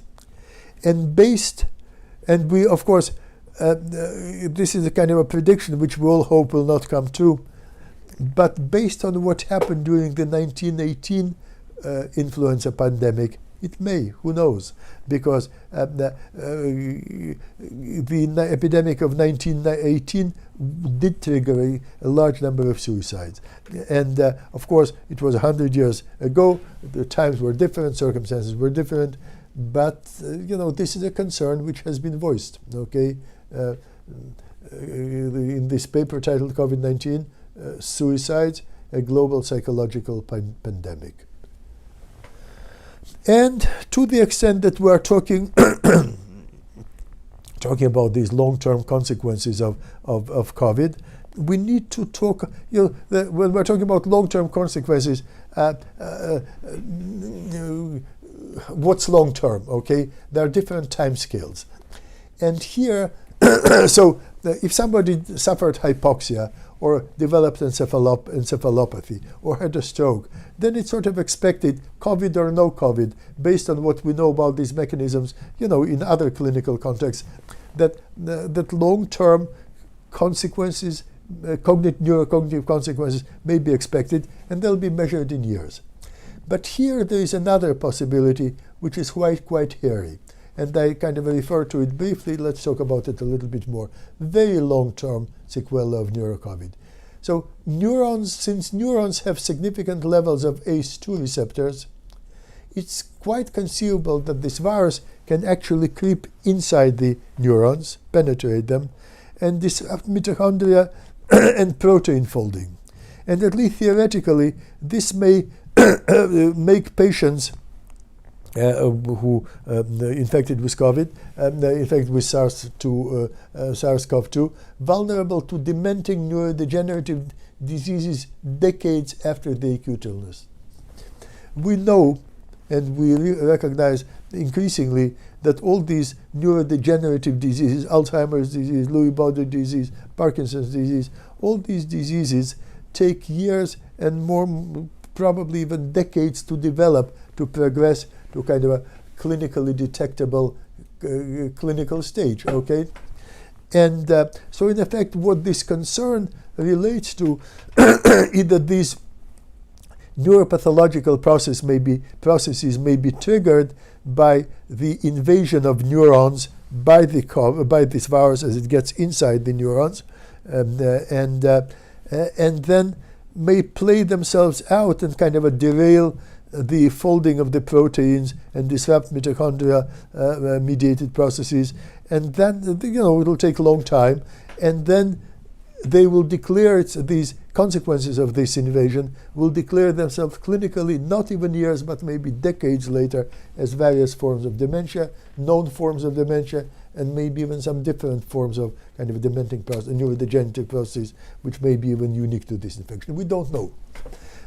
And we will not know. At this point, these are just hypotheses, but these are very well kind of a reasoned and well-argued hypotheses. But in order to know, these patients need to be followed. And there is a lot of growing interest in creating the mechanisms for following these patients. We'll talk about it a little bit later, yeah?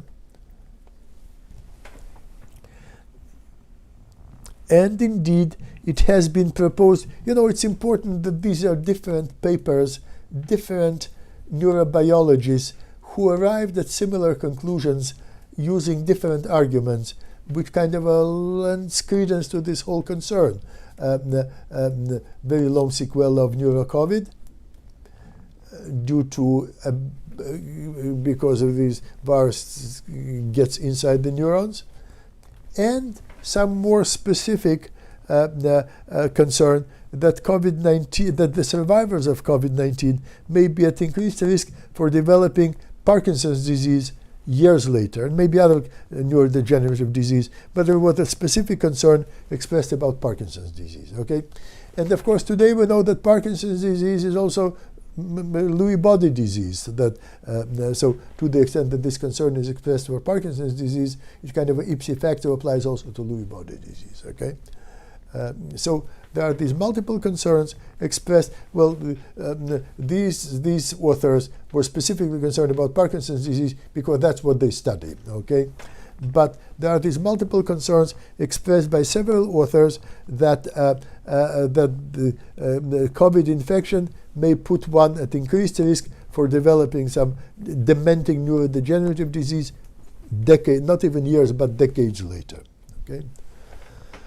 So, something that we talked about it already, is there a sufficient basis for introducing the construct neuro-COVID-19? And of course, the emergent consensus is that yes, there is plenty of reason to embrace this notion. Okay, and so the World Health Organization established this global forum on neurology and COVID-19 to address these issues. This is their website. And a group of neurologists led by, I think Jennifer, I think his first name, Frontera, who happens to be at NYU where I am, they created a consortium, a global consortium to study neurological dysfunction in COVID-19 patients. But they are, and I talked to her actually, it's a very impressive effort. I think that they enlisted, I forget the number of countries, many countries on several continents, like 30 or 40 countries, which would be contributing, medical institutions in 30 or 40 countries, which will be contributing to the same database. But they emphasize the kind of a immediate post-acute consequences, neurological consequences of COVID, like 30 or maybe 50 or 90 days, okay? A matter of months. And of course, orchestrating a study which would follow, but in order to fully understand the long-term consequences of this illness, these patients have to be studied much longer, okay?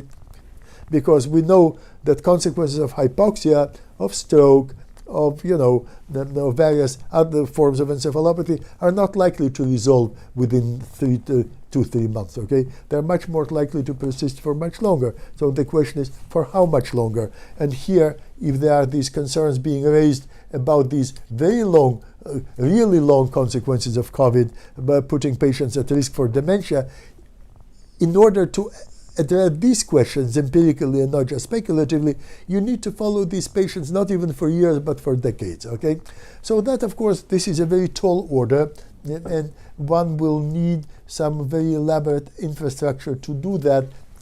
And various people are now thinking in these terms, including at this point in a pretty kind of a limited way my colleagues and I. But so far we haven't come up with what one needs funding to make that happen. So we're beginning to look for it. Will we find, will we not, remains to be seen. Okay?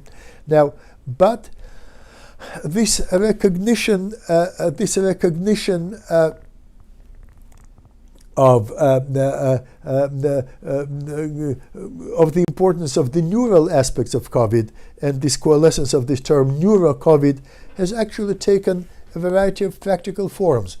Now, for instance, in Brescia, as I mentioned earlier, you probably know it anyway, that to the extent that Italy was so severely affected by COVID, it was northern Italy. Why northern as opposed to southern? I don't know. But these were these northernmost parts of Italy, like I think Lombardy, those parts of the country, which were affected, where this Italian epicenter of COVID developed, and now evidently they were able to resolve it, thankfully. But so there was a lot of research there, and University of Brescia is a city in northern Italy. University of Brescia Medical Center, they set up a dedicated neuro-COVID unit, and they call it neuro-COVID, okay? They were one of the first people to actually set up a neuro-COVID unit where COVID-19 patients are being treated for stroke, for delirium, for seizures, for various types of encephalopathies, and other neurological complications, okay? In Denmark, in Aarhus, and Aarhus is the second largest city in Denmark. I happen to be familiar with their medical center. I used to lecture them many years ago. This Aarhus University Medical Center, which is a good medical center, and so they set up a research project, COVID-19 prevalence and cognitive deficits in COVID-19 prevalence and cognitive deficits in neurological patients, neuro-COVID. Again, they also use explicitly this term neuro-COVID and set up this whole research project. And I think that their ambition is to follow these patients for a few years. Okay. Now, in the United Kingdom, they developed the Center Coro-Nerve Studies Group, which is a kind of a collaboration and a collaborative initiative to study neurological features of COVID-19. Again, this is a quote from their website. We are coordinating a UK nationwide surveillance program. You see it's spelled the British way, and it should be, and collaborate with international efforts. And parenthetically, or actually not so parenthetically, increasingly importantly, I've been in touch with, many of you may have heard the name of Barbara Wilson. She's a very distinguished British neuropsychologist. She is a world-renowned expert in neurorehabilitation. She used to be at Cambridge University. She really very distinguished. She's an OBA. OBA means Order of the British Empire. That is so she had this award, which is the highest civilian award in the United Kingdom. So that's a very, that's a kind of as high an acclaim as one can get in the United Kingdom. She has it, very distinguished. And she's the founding director of this Oliver Zangwill Center for Rehabilitation, which is ostensibly one of the best in the United Kingdom, one of the best in the world. And so Barbara and I, we've known each other for quite some time. So we're now thinking about developing a collaboration. I'll be having a Zoom conference with her tomorrow, trying to launch this international, very long-term, very longitudinal effort. Are we going to be successful? Are we not? I have no idea. But at least we're trying, okay?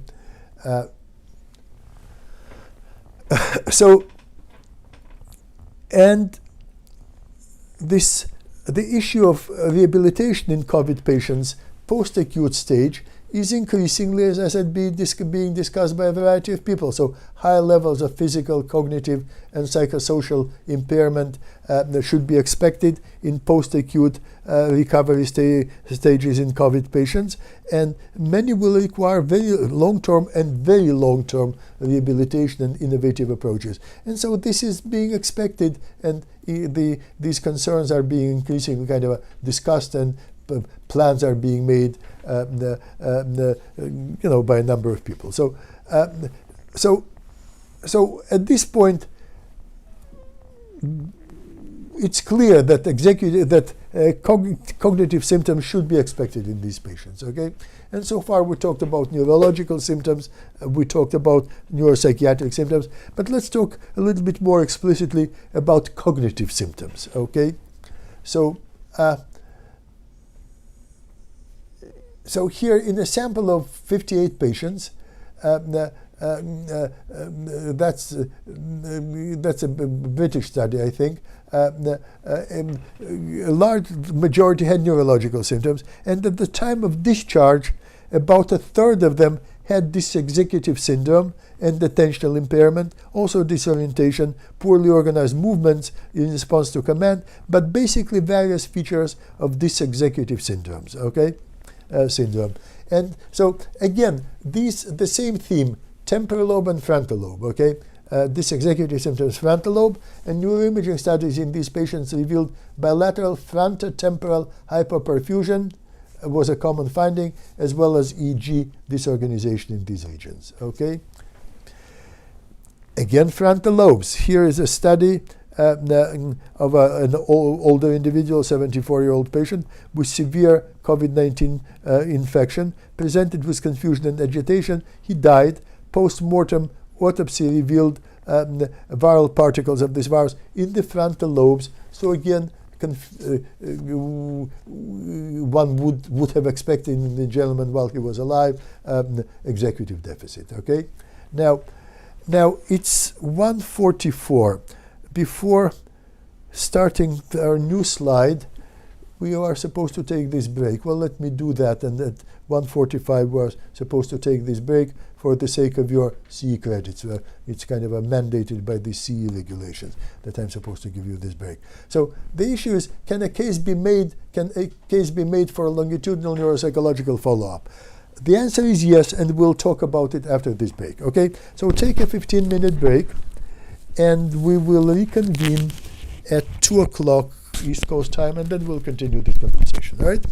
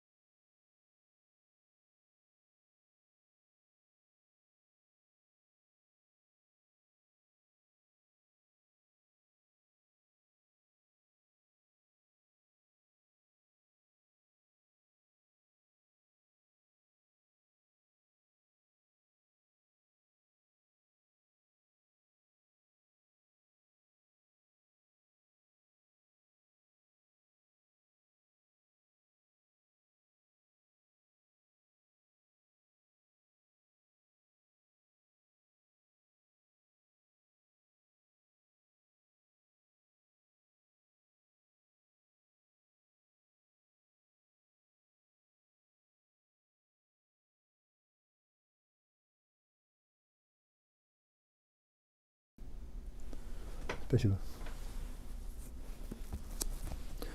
We'll start in 1 minute. Okay, 2 p.m. here in New York.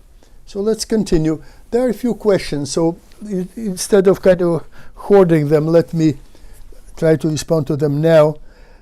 Long-term COVID patient asks, is my body temperature permanently affected? I still alternate between chills and heat. Hypothalamus? Question mark. Patients complain of ongoing non-ending anxiety, neurotransmitter or other problems. Seems more than psychological, especially in patients that don't exhibit anxiety pre-illness. Well, these are all very interesting questions, and the short and honest answer is I don't know, because this is still a new illness and we haven't studied it that extensively. But kind of to respond in a more speculative fashion, my body temperature still alternates between chills and heat. Is it it could be hypothalamus in principle. Whether it is, I don't know. I'm sure that there may be other mechanisms. But this is an interesting possibility that if it is indeed this is hypothalamus, then it's neurological. Patients complain of ongoing non-ending anxiety. Again, is it strictly seems more than psychological, especially in patients who did not exhibit premorbid anxiety. I agree. Again, it depends on the severity of anxiety. It could be more than psychological, in which case it could be. Again, at this point I can only speculate. The short and honest answer is I don't know. But having said that, we know that amygdala is on either part of the mesial temporal lobe structure. So to the extent that mesial temporal lobe is affected, it's entirely possible that the amygdala may be affected. We also know that in patients with PTSD, there was this morphometric finding that the volumetric finding that the size of the ventromedial prefrontal regions is somehow it's smaller. So we don't know whether this is a consequence of PTSD, due to the cortisol release and atrophy, or is it a risk factor? But whichever way it is, either of these two or none of the above, ventromedial cortex is right where this gyrus rectus is, okay? So which we talked about. So to the extent that gyrus rectus is, it's not gyrus rectus is not part of the ventromedial cortex, but it's adjacent to it, okay? So to the extent that gyrus rectus may be affected, we talked about it earlier, again, by way of speculation, it's entirely possible that ventromedial cortex is also affected, putting somebody at risk for kind of a PTSD type manifestations. Again, what I am saying now is strictly speculative. This is precisely why we need to be able to. So at this point, I have no empirical basis for saying any of what I just said. Okay, this is precisely why we need some mechanisms to follow these patients longitudinally for long periods of time, and then we will know. All right. So now there are multiple efforts to orchestrate such longitudinal registries and surveys. Doug Cole, my former student. Good morning, Dr. Goldberg. Good morning, Doug. Thank you for joining. How is severe defined? Good question. This term severe is used in, when I use it in my text, I am not the one who, in my slides, I am not the one who kind of decides which patient case is severe and which one is not. I am basically quoting these papers. So, and these are clinical papers, and people don't necessarily explain what their criteria are in including patients into the severe and less severe groups. So, and these terms are used by clinicians in China, in Europe, in the United States, and I would imagine that they all use them somewhat differently, okay? When you indicate the virus impacts areas in the brain involved in memory, what type of memory is most affected? Immediate, short-term? Again, we need to study these patients in order to know. All these are very good questions, but at this point, the whole field is preoccupied in saving lives in acute stages of illness. Okay, studying all these long-term ramifications is something that will, people will have the luxury to concern themselves with over the next few months or maybe even years. So at this point, and there is a number of studies underway of kind of neuropsychological studies of these patients, but this is new disease and kind of a new data sets. Based on what we know about the temporal lobe, okay, keep in mind that basically clinical neuropsychological neurocognitive manifestations of brain damage are less a function of etiology and more a function of anatomy. And based on what we know about mesial temporal lobes and their role in memory, one would imagine that there would be both anterograde and retrograde amnesia. There would be both. Okay, but again, all this should be subject of empirical studies. Another question: I had a family member with COVID who suffered extreme exhaustion when severely ill, and when it is much better, he continues to be extremely tired, feels weak. Is there any treatment recommendation for that? I should not even go there. I mean, of course, this is a very important question, but it should be addressed to infectious disease people, to emergency medicine people who, medical doctors who deal with these patients directly and have first-hand experience. This question is not for a neuropsychologist to even try to answer, but of course it's a very important question. Is there any treatment recommendations for fatigue? Primary says blood tests and lung x-ray look okay. Like my clients who have had COVID, he wants to know what's next, how to make symptoms go away, and is there any preventative measures for advanced issues mentioned? Again, these are all very important questions, but because it's such a new illness, this is precisely why we need a long-term follow-up to address all these questions. Right? Once a person is considered recovered from COVID, does the virus continue acting in their bodies, or are they sequelae the result of its previous action? Well, it could be both. If indeed, I mean, some of these concerns which we talked about basically suggest that this, and again, people don't know yet, but there have been concerns voiced that this SARS-CoV-2 virus may behave like herpes simplex virus in some sense, that it may hide in the central nervous system and then declare itself years later. Will it follow this scenario? Will it not? Again, it'll be necessary to follow these patients for a long period of time. But given the precedents, we know that some of the viruses, not even necessarily coronaviruses, but some viruses like herpes simplex virus, is capable of behaving in this kind of a stealthy way, hide in the organism, but not declare itself clinically for a period of time, but still sit somewhere in the central nervous system and then declare itself later. We know that this is possible. Is it possible for COVID? We don't know yet. We need to study it longer. Okay. Now, I'm thinking of my 93-year-old mother, whose cognition continues to improve, virtually back to normal, until she became confused again weeks later. Are such fluctuations common? Again, that may mean that the virus kind of reasserts itself, or it may mean something entirely different. We know that there are these delayed immune responses, so it may be one of those. But again, I don't think that it's proper for me to try to answer this question or similar questions, because in order to answer them competently, one needs to have a long-term experience with these patients in a very kind of a direct hands-on fashion. And so this question should be addressed to the internal medicine people who work with them kind of on a daily basis. All right? Okay, so no more questions for now, so let's continue.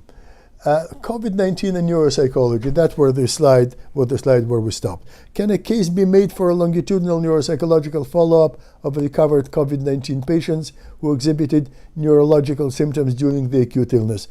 As I said, in an ideal world, you'll probably want to follow all recovered COVID-19 patients, but it's very difficult to imagine such a capability. So at the very least, patients who exhibit neurological symptoms during the acute illness. And increasing number of people, myself included, believe that yes, a case can be made and should be made for a follow-up longitudinal neuropsychological surveys of such patients. Okay, now. And in fact, this concern has been, this idea, the thought, the sentiment has been voiced by a number of people in a number of publications. Here's a publication coming out of Greece, Focus on Mental Health During the Coronavirus Pandemic, Applying Neuropsychological Knowledge from Previous Outbreaks. Basically, what they are saying, rightly so, that based on what we know about other coronaviruses and other viruses, we'll talk about a little bit later, the neurocognitive symptoms are relatively common, and they should be followed and dealt with. Okay, as I said, a variety of authors has expressed this sentiment, including this concern about ARDS is a different respiratory distress syndrome, different from COVID-19, but somewhat similar in the sense that it's an acute respiratory distress syndrome, can be quite severe. And it has been noted in many of these patients that acute respiratory distress syndrome survivors exhibit high prevalence of cognitive impairment with concomitantly impaired functional status and quality of life, often persisting months after hospital discharge. And I would bet you that they are saying months after hospital discharge because that's as long as they follow them. Had they followed them for years, they probably, at least in some of these patients, they would have discovered that these symptoms persist for more than months, persist maybe for years. Okay, and as I said, there is a growing realization that such mechanisms need to be put in place, and an effort like that was made, as I said earlier, in the United Kingdom, in Denmark, and also in Australia. Here, Monash University, and Monash University is a very good university in Melbourne. I have all kinds of ties with Australia. I used to be a visiting professor at the University of Sydney for a number of years back, so I retained this strong kind of a liking for Australia and professional contacts with Australia. So, at Monash University, which is one of the better universities in Australia, in Melbourne, their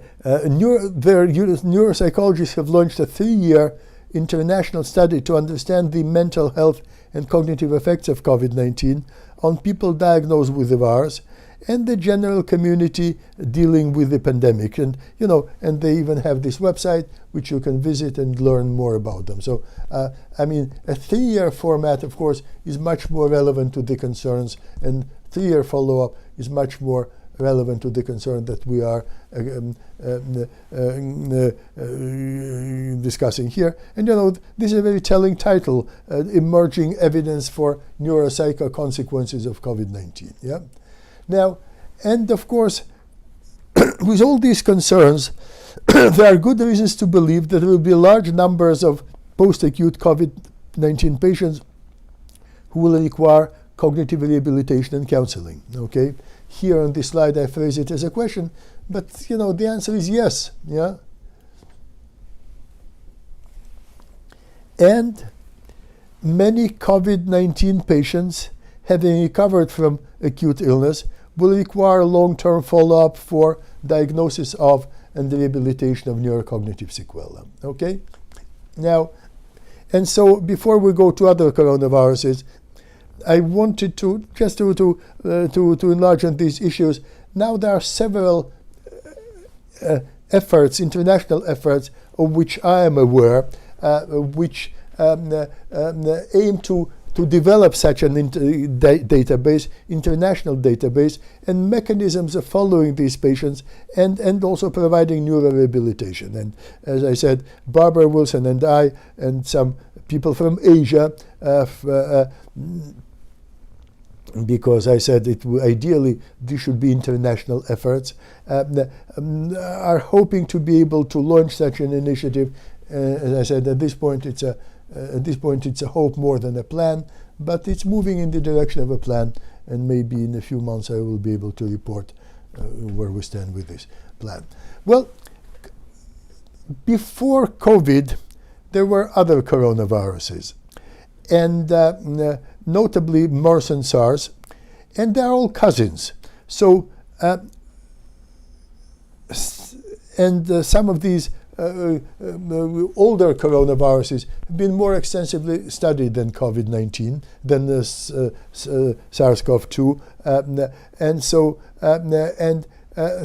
one can gain a lot of insights into the current pandemic and the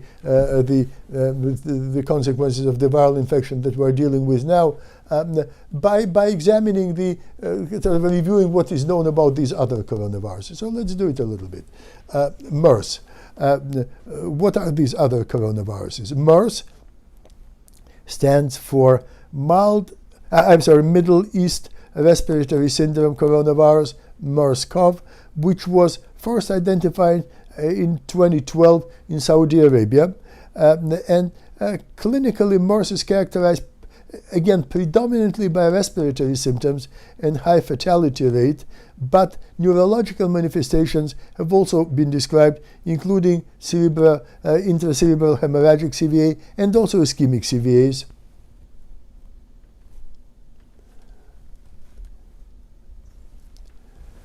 Brainstem encephalitis with the features of Guillain-Barré syndrome and disturbance of consciousness.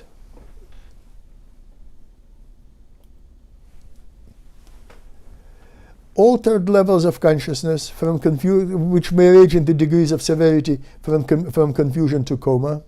Ataxia, motor deficit. Brain MRI showed multiple white matter lesions in the frontal, temporal, and parietal lobes, so basal ganglia and corpus callosum. So these white matter lesions have been quite widely distributed. Seizures also reported in MERS patients. Well, this is an odd way of referring to their cognitive changes, but in a paper, it was published by a group of neurologists from Saudi Arabia. They talk about insanity in a large number, more than a quarter of patients with MERS. Okay, probably delirium. It was not clear from the paper what they meant by insanity, but some alternation of consciousness and seizures. Now, and we talked about I invoked the PTSD in the survivors of the COVID-19 and even in the general population. So PTSD has been documented, formally diagnosed in survivors of a large number of survivors in MERS and SARS infections, up to a quarter. And again, it is interesting. As we all know, PTSD is more likely to develop in some people than in others. So it would be somewhat interesting to see whether the risk factors for PTSD, kind of COVID-19 related PTSD, are the same as the risk factors to PTSD caused kind of in response to other forms of distress. Okay, I would imagine that they would be the same, but again, all this should be a subject of future research. SARS, severe acute respiratory syndrome, was first described in China, in Guangdong province of China, region of China, almost 20 years ago, in 2002. And it was identified again as initially characterized as a respiratory symptom. And the underlying pathogen was one of the three bad coronaviruses, SARS-CoV, okay? And as I said earlier, they all have many things in common. They all attack the host organism by binding to this ACE2 receptor, and that was true for this one also, okay? And clinically, SARS is characterized predominantly by respiratory symptoms and high fatality rate. Neurological manifestations, including hemorrhagic CVA and ischemic CVA, have been reported. And in terms of its broad neurobiology, it was shown, this virus was shown to be capable of invading the brain, again, via the olfactory bulb, with subsequent spreading among multiple brain regions, and may result in death, okay? And as I said earlier, the main reason why I became so interested in COVID-19 relatively early is because I had some knowledge of these neurological consequences of SARS and MERS, and therefore I sort of expected that sooner or later such neurological consequences were going to be identified for SARS-CoV-2 as well, and indeed they were, okay? And again, this is very interesting. In SARS infection, viral particles and genomic sequences were detected in the brain, particularly in the hippocampi, okay? Which means, again, something that all these coronaviruses, these bad coronaviruses share, which again means two things.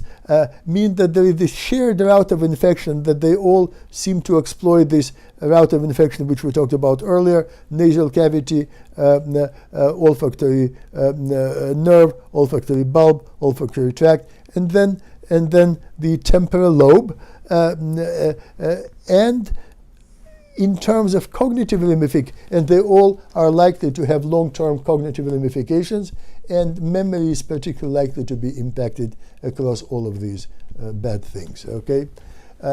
Was also some RNA particles were found in the cerebrospinal fluid, as well, and on the autopsy of the brains of people who died of SARS, okay? So again, there is this similarity across these three coronaviruses. Again, ischemic strokes. Earlier we mentioned hemorrhagic strokes, but there are also ischemic strokes, and neuromuscular disorder characterized by various neuropathies and myopathies. So again, the kind of themes are very similar. It is direct invasion of the brain via the direct axonal, rapid axonal transport via the nasal cavity, and which target very similar parts of the brain: mesial temporal lobe structures, the hippocampi, ischemic stroke, hemorrhagic stroke, which are probably not consequences of direct infection, but kind of immune in nature, and peripheral neuropathy, Guillain-Barré and other forms of peripheral neuropathy, okay, and seizures. So again, polyneuropathy and myopathy. So all these three viruses have a lot of similarities, but as I said earlier, one of the reasons people think that this COVID-19, that this current virus is so particularly devastating in its impact is because all three of them bind to ACE2 protein, but this current virus, the one which is behind COVID-19, behind current pandemics, has a stronger affinity for ACE2 than the other two coronaviruses, okay? And this is probably what makes this coronavirus even worse in terms of its impact, in terms of the SARS or MERS, because SARS or MERS were characterized by a very high degree of lethality, but they were not. But the number of people affected by them was nowhere near the order of magnitude that we have with in COVID-19. And that may be related, or maybe not, but one of the reasons one of the possible explanations is because these differential degrees of affinity of the three viruses for this ACE2 receptor. Yeah? Coronaviruses and Parkinson's disease. You remember I mentioned earlier that some, on theoretical grounds, well, kind of a scientific grounds, but still as a matter of speculation, some concern was expressed that this SARS-CoV-2, the virus behind the current epidemic, may put somebody at risk for developing Parkinson's disease much, much later in life. Well, guess what? If you look at these other coronaviruses, some of these so-called benign coronaviruses, antibody levels of these coronaviruses, OC43 and 229E, and these were, if you recall, right in the beginning of our conversation, I said that there are several coronaviruses, and some of them are mild. People talk about 4 mild coronaviruses and 3 very kind of a severe in their consequence, that's SARS, MERS, and the one behind COVID-2. So these two guys are among these so-called mild coronaviruses. But the elevated antibody levels of these so-called mild coronaviruses were found to be higher in the CSF, cerebrospinal fluids, of patients with Parkinson's disease than in healthy controls. And that, raises the question, again, such correlative studies do not directly address the issue of causation, but that certainly raises the possibility that exposure to these coronaviruses, mild they are supposed to be, may put somebody at risk for subsequent development of Parkinson's disease. We know that there are familial cases of Parkinson's disease, but many cases of Parkinson's disease are sporadic. So and it's not well understood what the underlying triggers are, the underlying causes are. So data such as these at least raise the question. I don't want to overstate kind of the kind of implications of this finding, but at the very least it raises the question about these prior exposure to these coronaviruses being the risk factor for subsequent Parkinson's disease, because this is a very direct finding. So this is actual CSF of patients with Parkinson's disease, and the notion is that this exposure to these coronaviruses may have taken place way earlier. And so this does raise the question about possible causal link.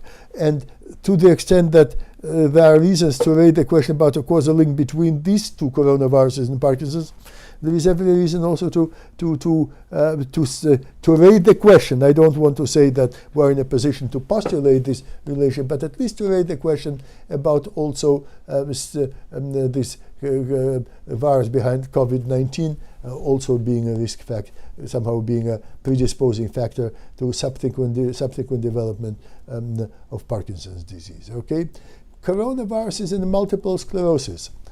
Again, and of course we know that multiple sclerosis is basically an immune disorder, autoimmune disorder, where white matter is attacked. Yes, and we know that coronaviruses trigger an immune response which attack the white matter. That's we talked about it earlier. So antibodies. So there may be some kind of indirect reasons to suspect that there may be a relationship. Indirect, but here we have a more direct data. Antibodies to these to the 3 so-called mild coronaviruses were found in the cerebrospinal fluids of patients with multiple sclerosis, but not in healthy controls. Again, correlation is not causation, so one has to hold one's horses and not to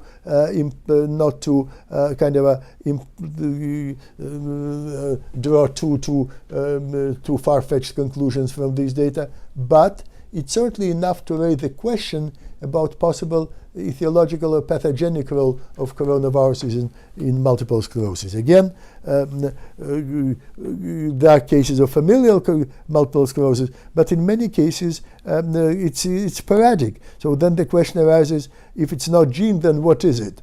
And so at least by way of asking the question, it's legitimate to ask the question whether prior exposure to these coronaviruses may be one of the risk factors. And if this is the case, if it's true for the so-called mild coronaviruses, then maybe it is also possible for the one behind COVID-19. So none of these findings are definitive, but all of these findings raise questions about the prior exposure to SARS-CoV-2 virus, the one behind COVID-19, may be a risk factor for subsequent development of all of these kind of neurodegenerative diseases much later. Okay. Coronaviruses in children. Again, as I said, in the very beginning of this pandemic, people operated on the assumption that children are somehow invulnerable. Then they discovered, and then it turned out to be not true. They discovered this Kawasaki-like syndrome.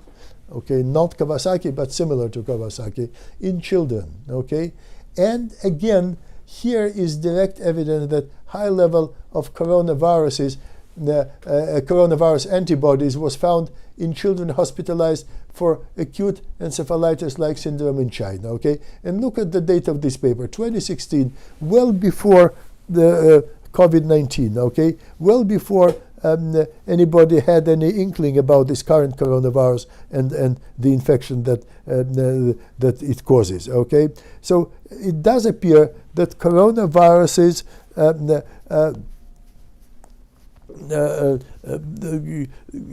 of multiple coronaviruses can attack the brain directly. Okay,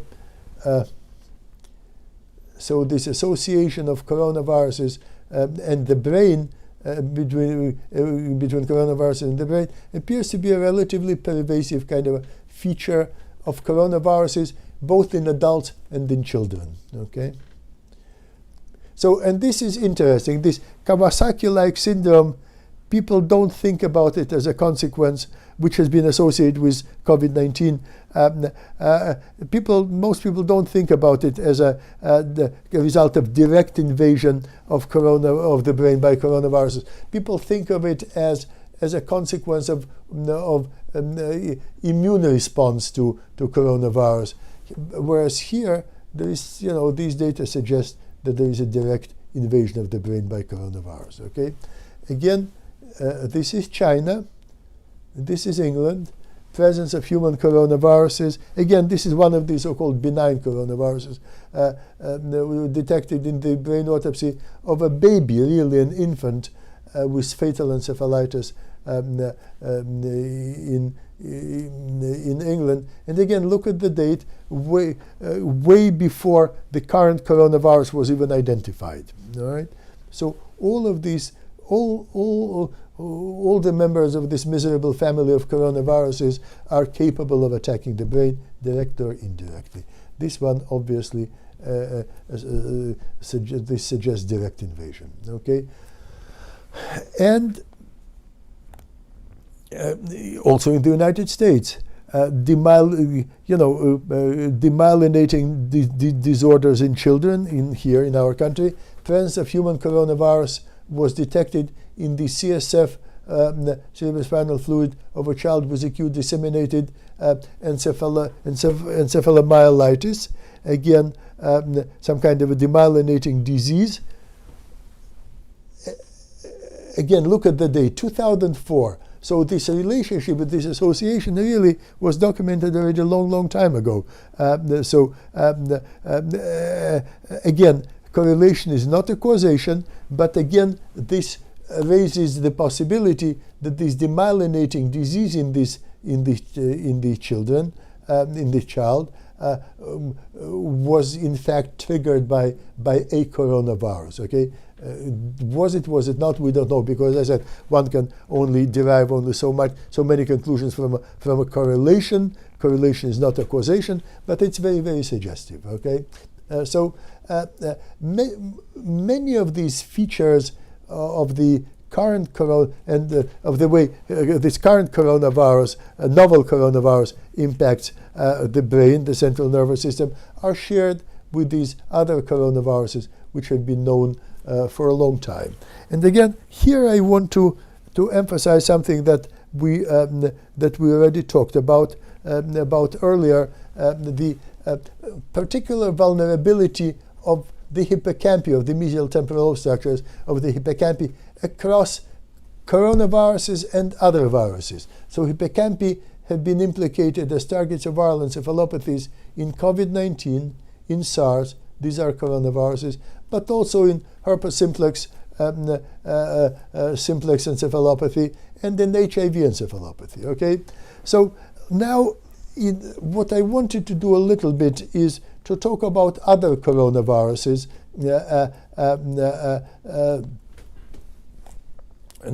other viruses, non-coronaviruses, because there are certain features of how these various viruses impact the brain, which are shared across many viruses, coronaviruses and otherwise. Okay, so let's talk about that. Viruses in the brain.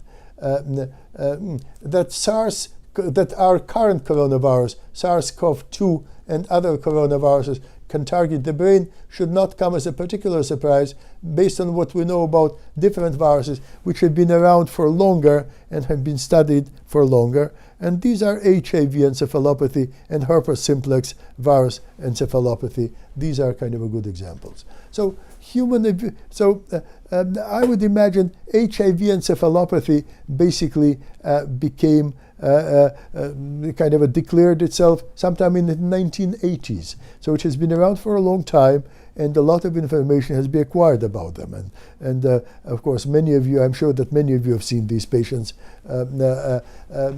So what do we know about the impact of HIV and viral infection on the brain? Okay, so when this virus was first discovered, and even before the virus was identified, if you recall, those of you who have been around long enough will recall that first this mysterious clinical illness appeared, affecting gay men and certain types of drug addicts. Nobody could understand where it came from originally. I recall, I live in New York. A friend of mine at the time was chairman of neurology at a large medical center in New York, medical center which no longer exists, St. Vincent's Medical Center. It has since been disbanded.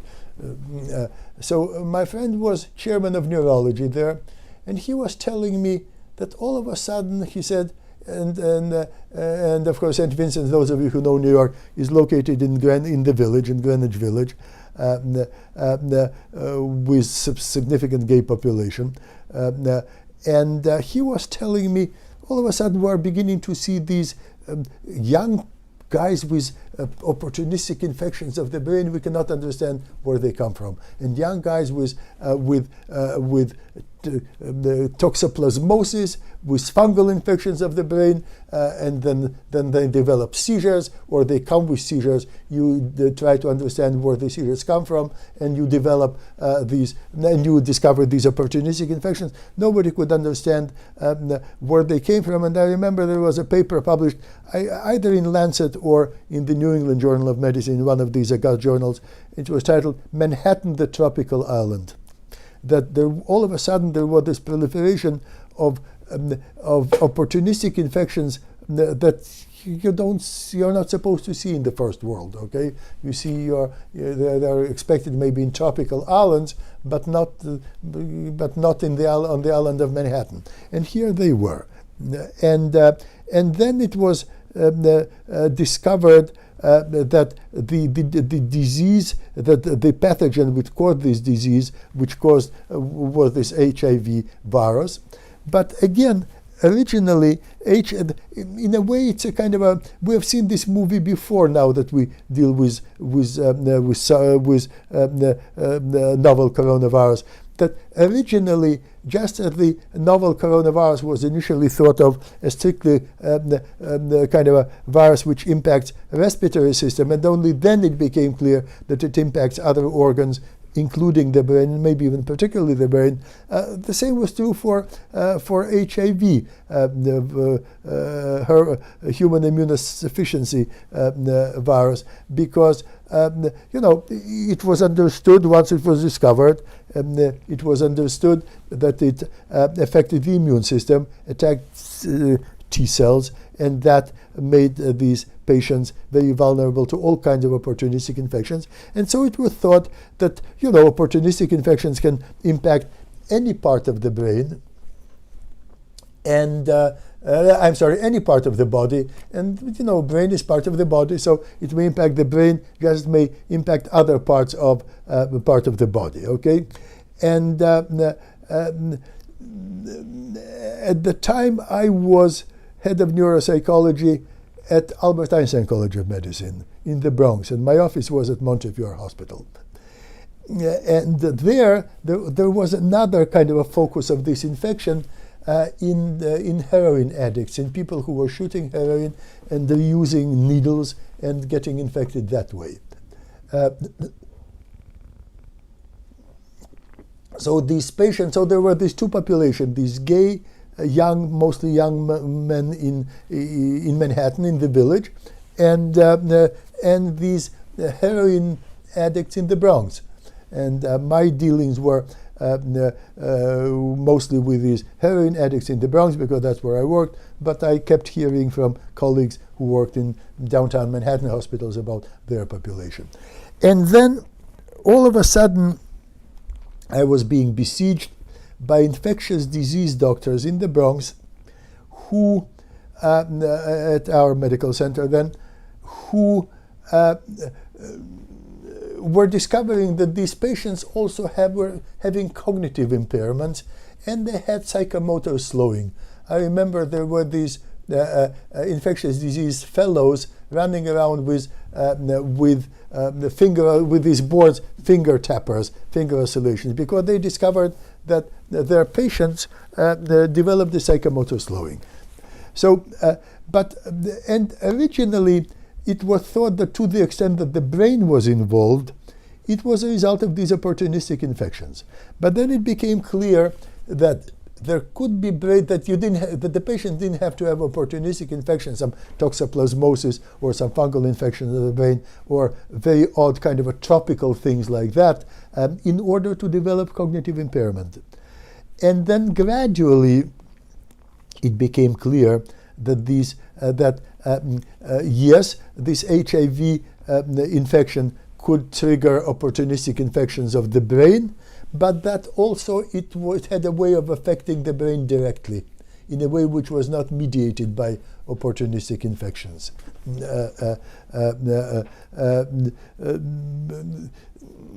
And so this is how the notion of primary HIV encephalopathy came about. And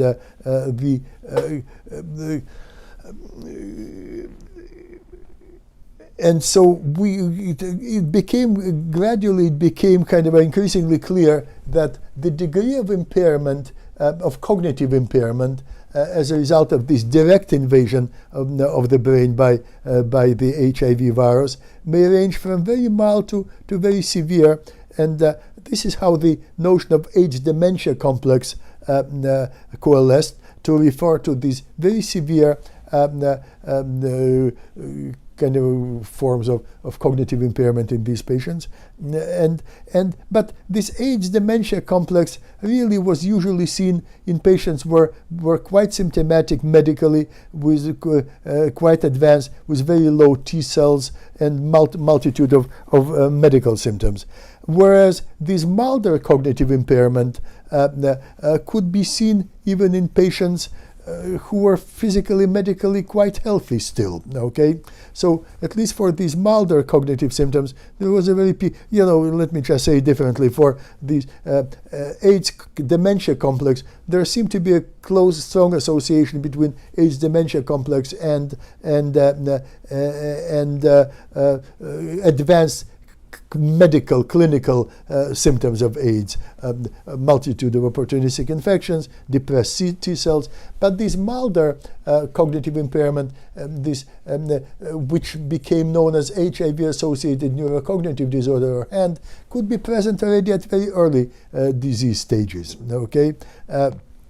I've had several patients who were medically quite healthy still, but already exhibited this cognitive impairment. Okay,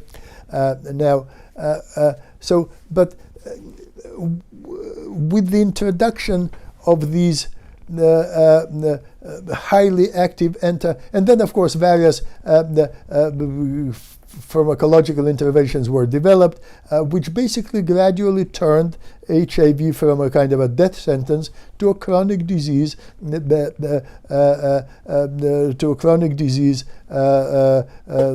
so people could live very long with this illness, as long as it was controlled, so gradually these very highly so-called heart medications were developed, highly active antiretroviral therapies, which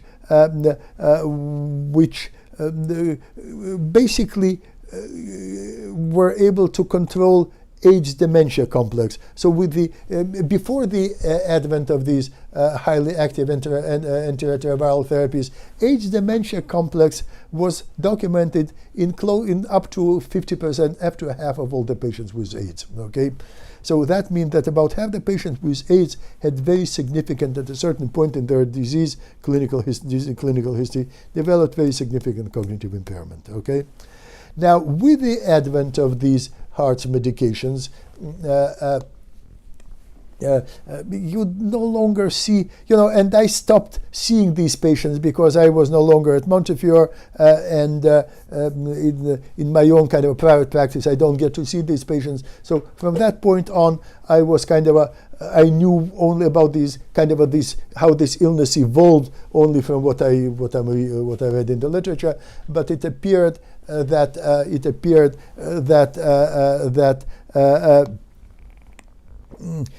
with the introduction of these heart medications, this AIDS dementia, full-blown AIDS dementia, basically became extinct. That it may be present in some people who developed it very early in the disease process and then survived. So obviously these heart medications do not reverse cognitive impairment, but you no longer see new cases of AIDS dementia. But the incidence of AIDS dementia complex dropped, but the so-called HAND, this HIV-associated neurocognitive disorder, is still very much present in some of these patients. And now we have a very interesting dynamic. I had a conversation with a kind of prominent infectious disease doctor in New York, who I had this conversation probably 7 or 8 years ago, who used to see a lot of these patients. And he said that there was a very interesting emergent dynamic between this HIV encephalopathy and aging. That people who were young, newly infected patients in the 80s now are older people, maybe in their 60s, maybe in their 70s even, who are now epidemiologically well within the range of dementia, of the various dementing processes, Alzheimer's, Lewy body, whatever. Okay, and he, according to this, and this is not something that I know from the literature, but I heard it from this gentleman who is a highly kind of esteemed infectious disease doctor in New York. So I assume that he knows what he's talking about. And according to him, there is a very interesting interaction between kind of a long-standing HIV encephalopathy, even in those patients in whom it never reached the point of AIDS dementia complex, and dementia, that they are, according to him, at increased risk for developing dementia. Okay, kind of a full-blown dementia. So either a teaching lesson there for our current COVID-19, either not, I don't know. But there may be, okay? And this is something, again, we will never know until we are able to follow these patients for a very long period of time. And in order to know whether COVID-19 puts somebody at risk for dementia many years later, you need to follow these patients for many years. Otherwise, we can speculate till we drop, but we will never know. Okay, and but with the advent of these medications,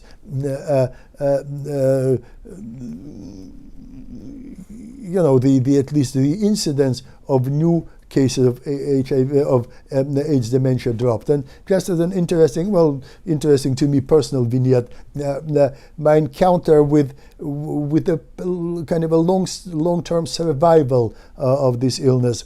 There was a very famous restaurant here in Midtown Manhattan where I live. It closed down. It was called Petrosian, okay? Very famous restaurant. And I used to frequent it, you know, go there occasionally. And so I was sitting at the bar there having a drink. And there was this waiter who, you know, I knew him just because I used to go to this restaurant.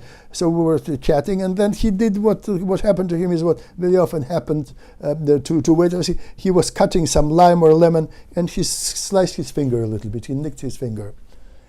And what does, you know, it's a very common occurrence. What does a typical bartender do when that happens? Like that, and keeps, you know, cutting his lemons or limes. Not this guy. He became pale in his face. He disappeared, and he came back like at least almost an hour later with his finger band-aided like this. And I said, listen, why did you do that? It looks excessive that you just had a little cut, and so you band-aided literally with many layers of whatever, yeah. And he confided in me because I, you know, was a regular, and he knew that I was kind of I was a doctor of sorts. So he told me that he had HIV, okay, and so he wanted to protect his clients, including myself, from this infection, and that's why he took care to band-aid this hand in such multiple layers. Well, that was that, and then he disappeared. I continued to visit this restaurant, but this waiter was no longer there. And as you know, they told me that he was originally from Spain, and he went back to Spain. And then many years later, I was in San Sebastian, which is a city in the north of Spain in the Basque country, giving lectures. I was invited to give some lectures to the Basque Association of Neurologists, Basque Neurological Association. They put me up in a nice hotel, and of course San Sebastian is has a beach. It's a resort city on the Bay of Biscayne. So they put me in one of those hotels. And one morning I had my breakfast, and then went on the terrace just to look at this ocean, Atlantic Ocean. And there was somebody walking down this promenade in front of the hotel and stops and says hi to me. Had no idea who that was, okay? And then didn't even recognize this person. Turned out to be that waiter many years later. And so we had to be probably 20 years. It had to be like probably close to 20 years after this encounter, when he surprised me by kind of over band-aiding his finger, okay? And it was him. And I was delighted to hear him that he was alive. And, you know, we had a brief conversation, maybe 10 minutes, and he sounded perfectly fine. And then he went on. He told me that he returned to Spain, and that he was doing something in Spain. And so that was a very interesting encounter. And he told me, I asked him, well, how he was doing. He said that he was on these medications, and evidently these medications basically allowed him to survive. And at least, obviously, I did not give him a neuropsychological examination there on the beach, but you know, he sounded and looked perfectly fine. So that was an interesting kind of an encounter. But the point that basically the point that I was trying to make is that not just coronaviruses, but other viruses are capable of attacking the brain. Like HIV encephalopathy is a very well-known case of that. And there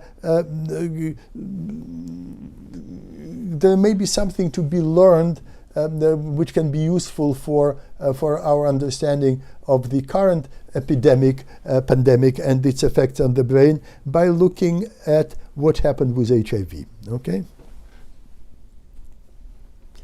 So, what is the neuroanatomy of HIV? Also interesting. There have been multiple studies of HIV in patients, both structural imaging and functional imaging.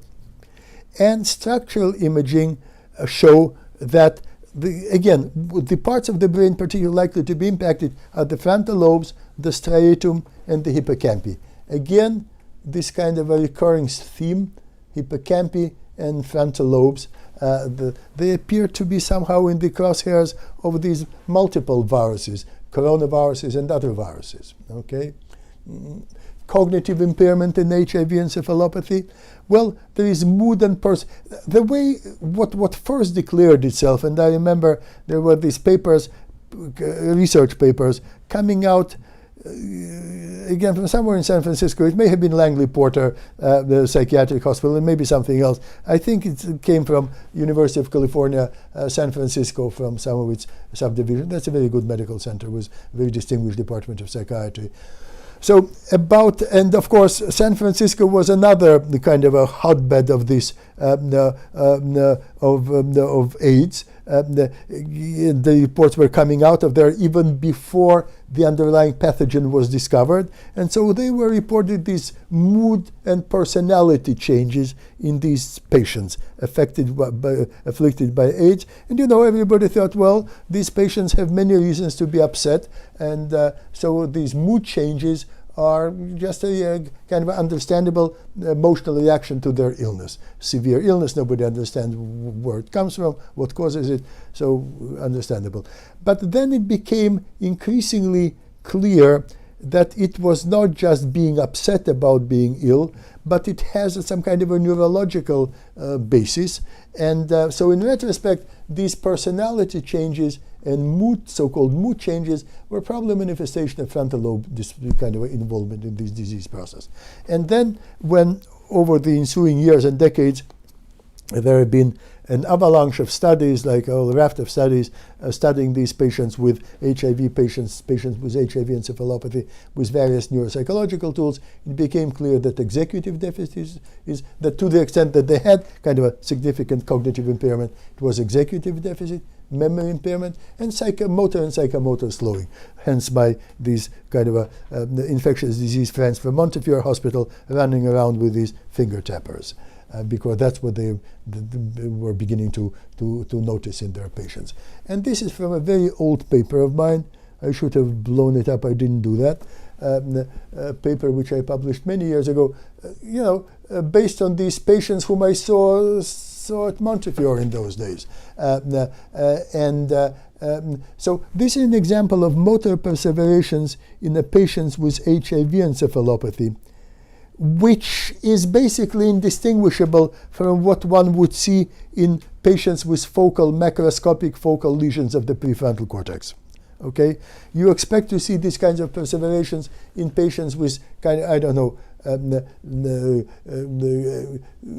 traumatic injury to the prefrontal cortex, or to penetrating gunshot wound of the prefrontal cortex, or with some kind of aneurysm of anterior communicating artery which blew up.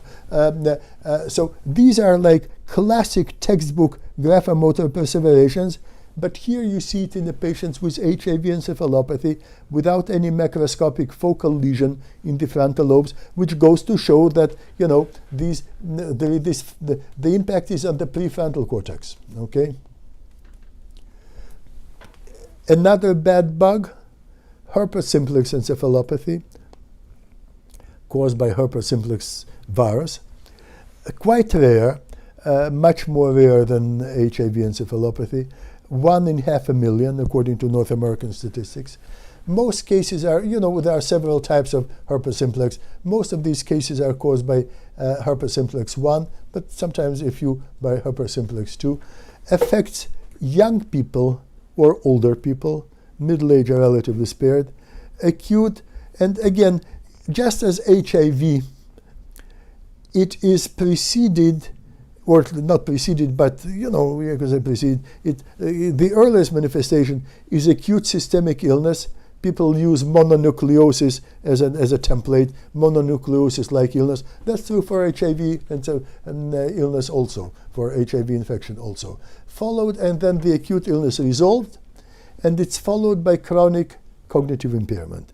Again, is there a teaching-less moment there for COVID-19? Not necessarily, and not in all cases, but maybe in some cases too. Again, the idea is that there is this acute systemic illness, and it's common for many viral infections, acute systemic illness, when you don't need to be a medical doctor or a PhD to know that the patient is sick, okay? And then it resolves, as in the case with most cases of COVID, okay? Most cases of COVID, we hear about these terrible kind of a lethal cases. I'm 73 years of age, closer to 74 than to 73. I live in Midtown Manhattan. People like I am are concerned, okay? We are vulnerable. But the majority, if you look at epidemiology, the majority of patients with COVID-19 have a relatively mild form, also measured in a few weeks, just as this acute early manifestation of HIV or herpes simplex, and then it is resolved. But then the question is, does it truly resolve? Okay, because based on what we know about HIV infection and herpes simplex infection, very often it follows in by this kind of a chronic after effect, chronic sequela, which may have various manifestations, but here today we're interested in neurocognitive manifestations, which may be very lasting or may be permanent, as in the case is herpes simplex encephalopathy, okay? So, and again, what does herpes simplex virus affect? If it attacks the brain, it affects the temporal lobe, mesial temporal lobe structures, okay?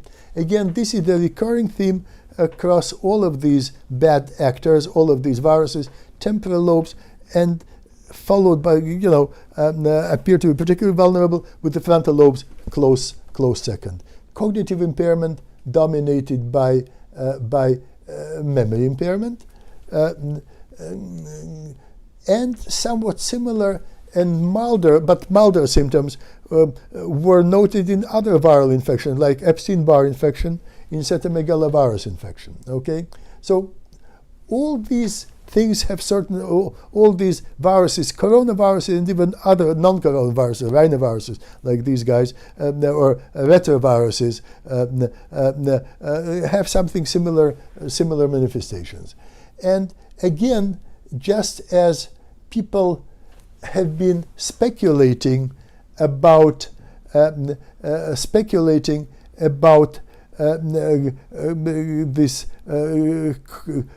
SARS-CoV-2 virus as a risk factor for subsequent dementing processes, neurodegenerative process, much later in life.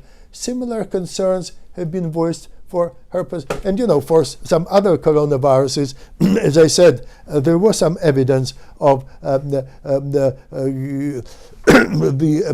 kind of particles of these viruses, the RNA of these viruses, in the CSF of patients with Parkinson's disease. Likewise, for herpes simplex virus, it has been suggested that this infection is a risk factor for Alzheimer's disease in people with certain vulnerabilities to Alzheimer's disease, okay? And that the risk of dementia may increase by almost about 2.5 times in patients with untreated herpes simplex virus 1. So, in other words, if somebody has the idea is that if somebody had this kind of vulnerability towards Alzheimer's disease because of this APOE4 epsilon 4 allele of APOE gene, then if this individual, having this vulnerability does not automatically ensure that the patient that the individual will develop Alzheimer's disease. It's a higher risk, but it's not a certainty. But the idea is that if an individual with this elevated risk is then exposed is infected with HIV, not with HIV, herpes simplex virus 1, and which remains untreated, then that will magnify the likelihood that he or she will develop Alzheimer's disease by this factor. So again, there is this recurring theme about some exposure to these viruses, various viruses, earlier in life, and likelihood, the risk for developing dementia, various neurodegenerative diseases, much, much, much later in life. And so, again, all these kind of tidbits from other coronaviruses, not SARS-CoV-2, from the non-coronaviruses, just other viruses, may have all kinds of interesting ramifications for understanding the current novel coronavirus, and to sort of trying to divine what to expect. Okay, now, so what are the conclusions? So SARS-CoV-2 is the virus that causes COVID-19, is one of many viruses which may affect the brain. We are only beginning to learn the extent to which it impacts the brain and in which multiple ways it does. It is important to recognize that this neuro-COVID in patients, and to develop systematic approaches to its diagnosis, management, and treatment. And that many COVID-19 patients, having recovered from the acute illness, will require long-term follow-up for, I apologize for this typo, and diagnostic workups and rehabilitation for neurocognitive sequelae. Okay, and so this kind of basically implies that neuropsychologists will have to be involved, or at least will have the option of getting involved. Okay, and there will be a lot of work for them, unfortunately, related to these recovering, or maybe not completely recovered, survivors of COVID-19. Okay, and there have been several international calls of action. So there were this article published in the Journal of Neurological Sciences, published collectively by a very large group of neurologists from all over the world, titled "The Neurology of COVID-19 Revisited," a proposal from the Environmental Neurology Specialty Group of the World Federation of Neurology to implement international neurological registries. As I said earlier, a group of critical care neurologists, which is a subspecialty within neurology, led by an NYU neurology, the Jennifer Frontera, have in fact already developed such a registry, but only to follow patients only for a few months. Okay, and that's it. What I wanted to say, I thought I had a slide for that, but I don't, is that there are other efforts, including some, as I said, which we are trying to launch. With Barbara Wilson, and of course Barbara is in the United Kingdom, and I'm here in New York, and I've been conducting research in Southeast Asia for a number of years now, totally unrelated to COVID, or to basically not clinical research, kind of a cognitive neuroscience research. I've always been interested in so-called cross-cultural neuroscience, because everything we know about the relation between the brain and cognition and culture is based on Western studies. So I felt that it's important to conduct such studies in a non-Western environment. So I launched these studies in Indonesia, in Yogyakarta and in Bali. And so we are now Barbara and I and some people from Indonesia will try to launch really this international little consortium, including at a minimum the 3 countries, trying to examine this and compare these profiles of long-term clinical history, long-term sequela of neurocognitive sequela of COVID-19. And at this point I'm not holding my breath. We may be successful or we may not be successful in launching this effort, but at least we're trying. Okay, 3:10 or almost. I wonder if there are any questions, and evidently there are, and here my assistant is coming. Are there questions? Yeah. Hold on, let me put my mask, or else I'll infect you. Yeah. No, now he's gone, so now I can take my mask again. Yeah, we are very disciplined here. That's why we were able to spread this curve in New York, because people listened and everybody is wearing masks. I wear, even, he walked in for a second, I put a mask on even though I'm not sick, he's not sick, at least not knowingly, but we have to be serious about it, yeah. Okay. Given the recent reports of ground glass opacities in asymptomatic patients, might we expect in the patients later in life? Yes, that was precisely one of the points of this conversation. One has to be prepared. I shouldn't say we might expect. We don't know yet. We don't know. We need to follow. But one should be prepared to this possibility, to the possibility of neurological sequela in so-called asymptomatic patients. Yes, absolutely. This is a very interesting question. There are these people, very often young people, who were diagnosed with the virus, but were completely asymptomatic, and then when their lungs are scanned, they find find all these kind of lesions and opacities in their lungs. Okay,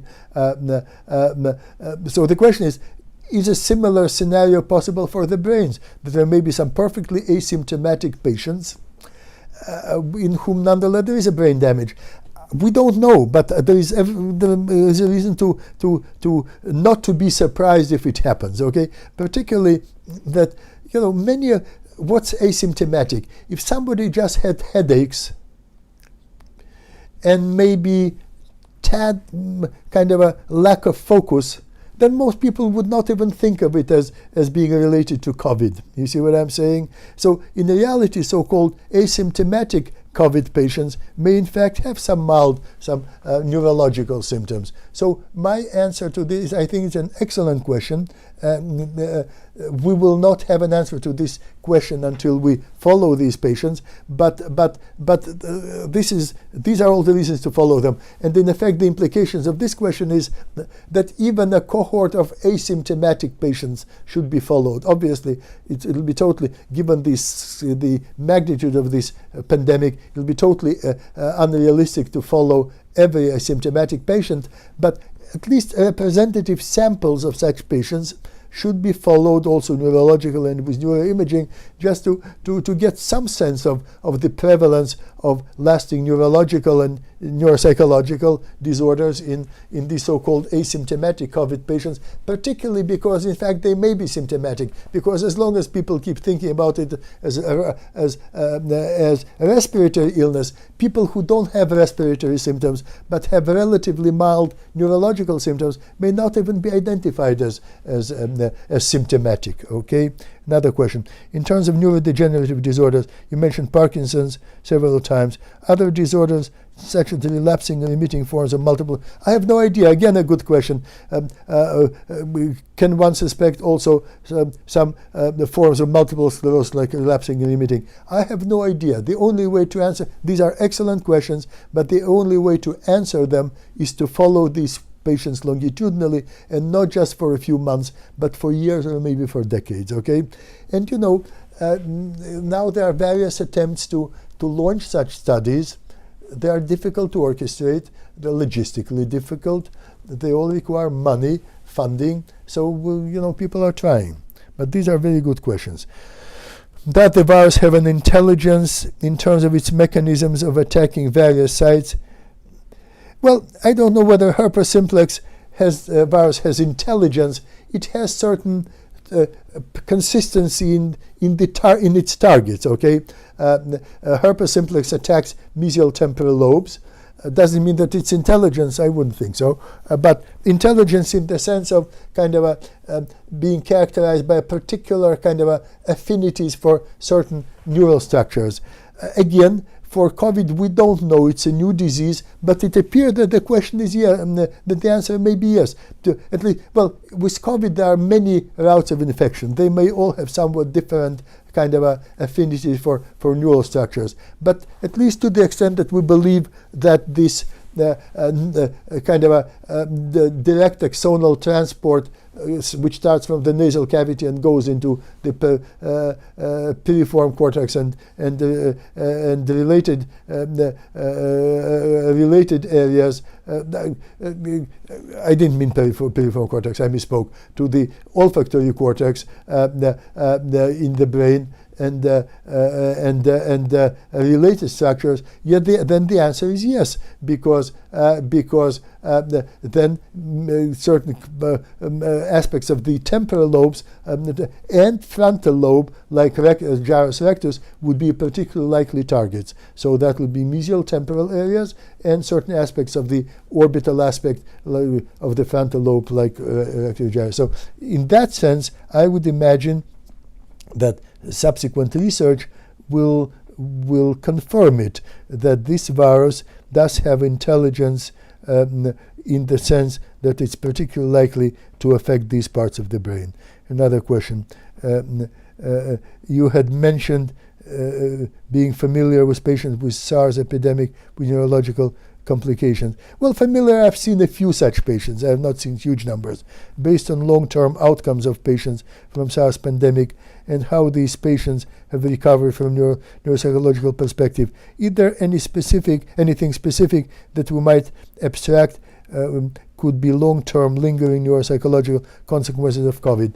Well, I cannot give you an empirically based answer to the question. I've seen maybe a handful of these patients, but I did not follow them longitudinally, okay? I saw them with one-shot neuropsychological kind of assessments. So I don't have an empirical basis for the kind of commenting on long-term outcomes. But based on what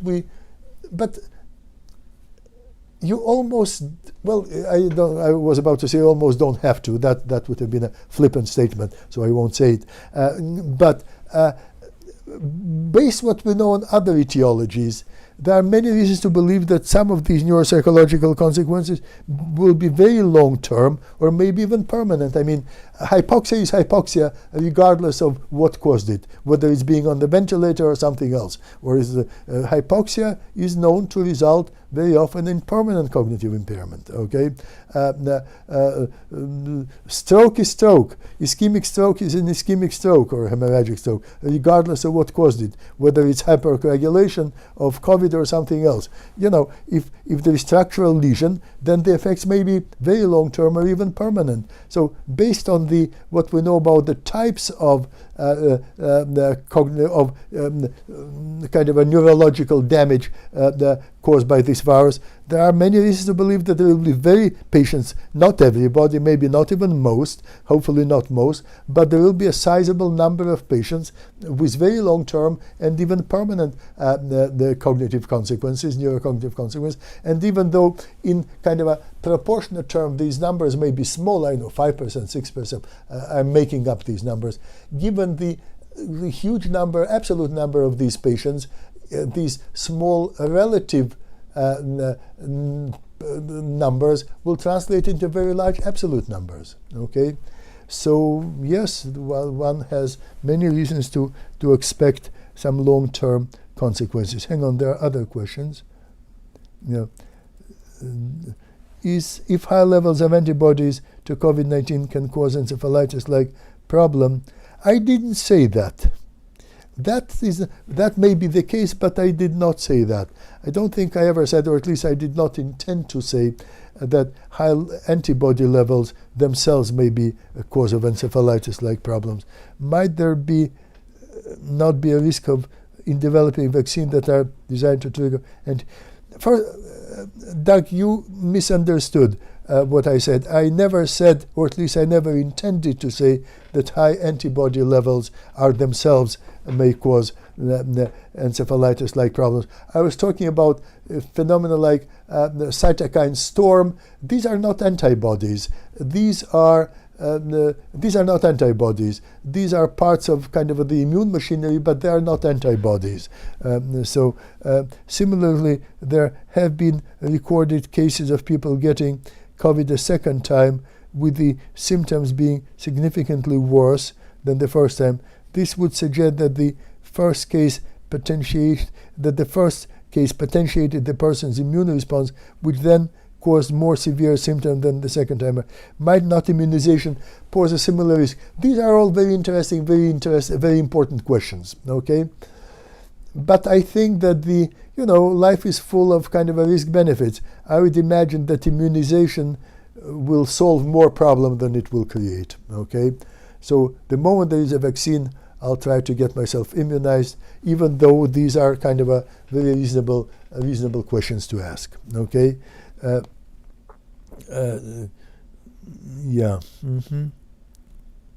Any suggestions for differentiating neuropsychological deficits between COVID-19 and other disease processes?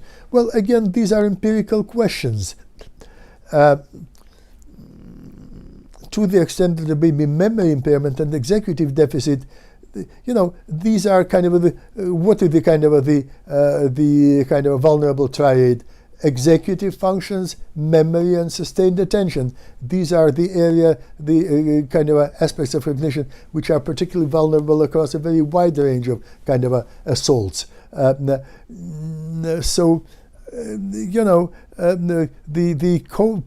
Long-term neurocognitive profiles in post-COVID patients may be somewhat similar. I would not necessarily expect some very kind of a very precise specificity there. Yeah. How the corona-type viruses have affected the developing brain? We don't know.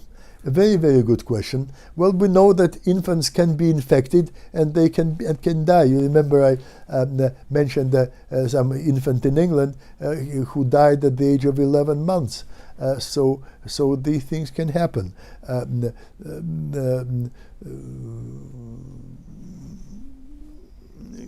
So there are suggestions that that corona-type viruses can affect the developing brain. The exact profiles, at least I'm not aware of. Okay, but as I said, it's a growing literature. It's a coalescing literature, and even from the time that I developed this webinar to today, I'm sure that there were already dozens of papers published, which we will review in due time. But this is a very rapidly accumulating body of knowledge. Any parting questions? No? Then thank you for your attention. We went a little over time, so thank you for your forbearance. And we look forward to your participation in some of our webinars, okay? And Doug, Cole, if you are still there, very good to reconnect with you. Give me a call sometime. All right.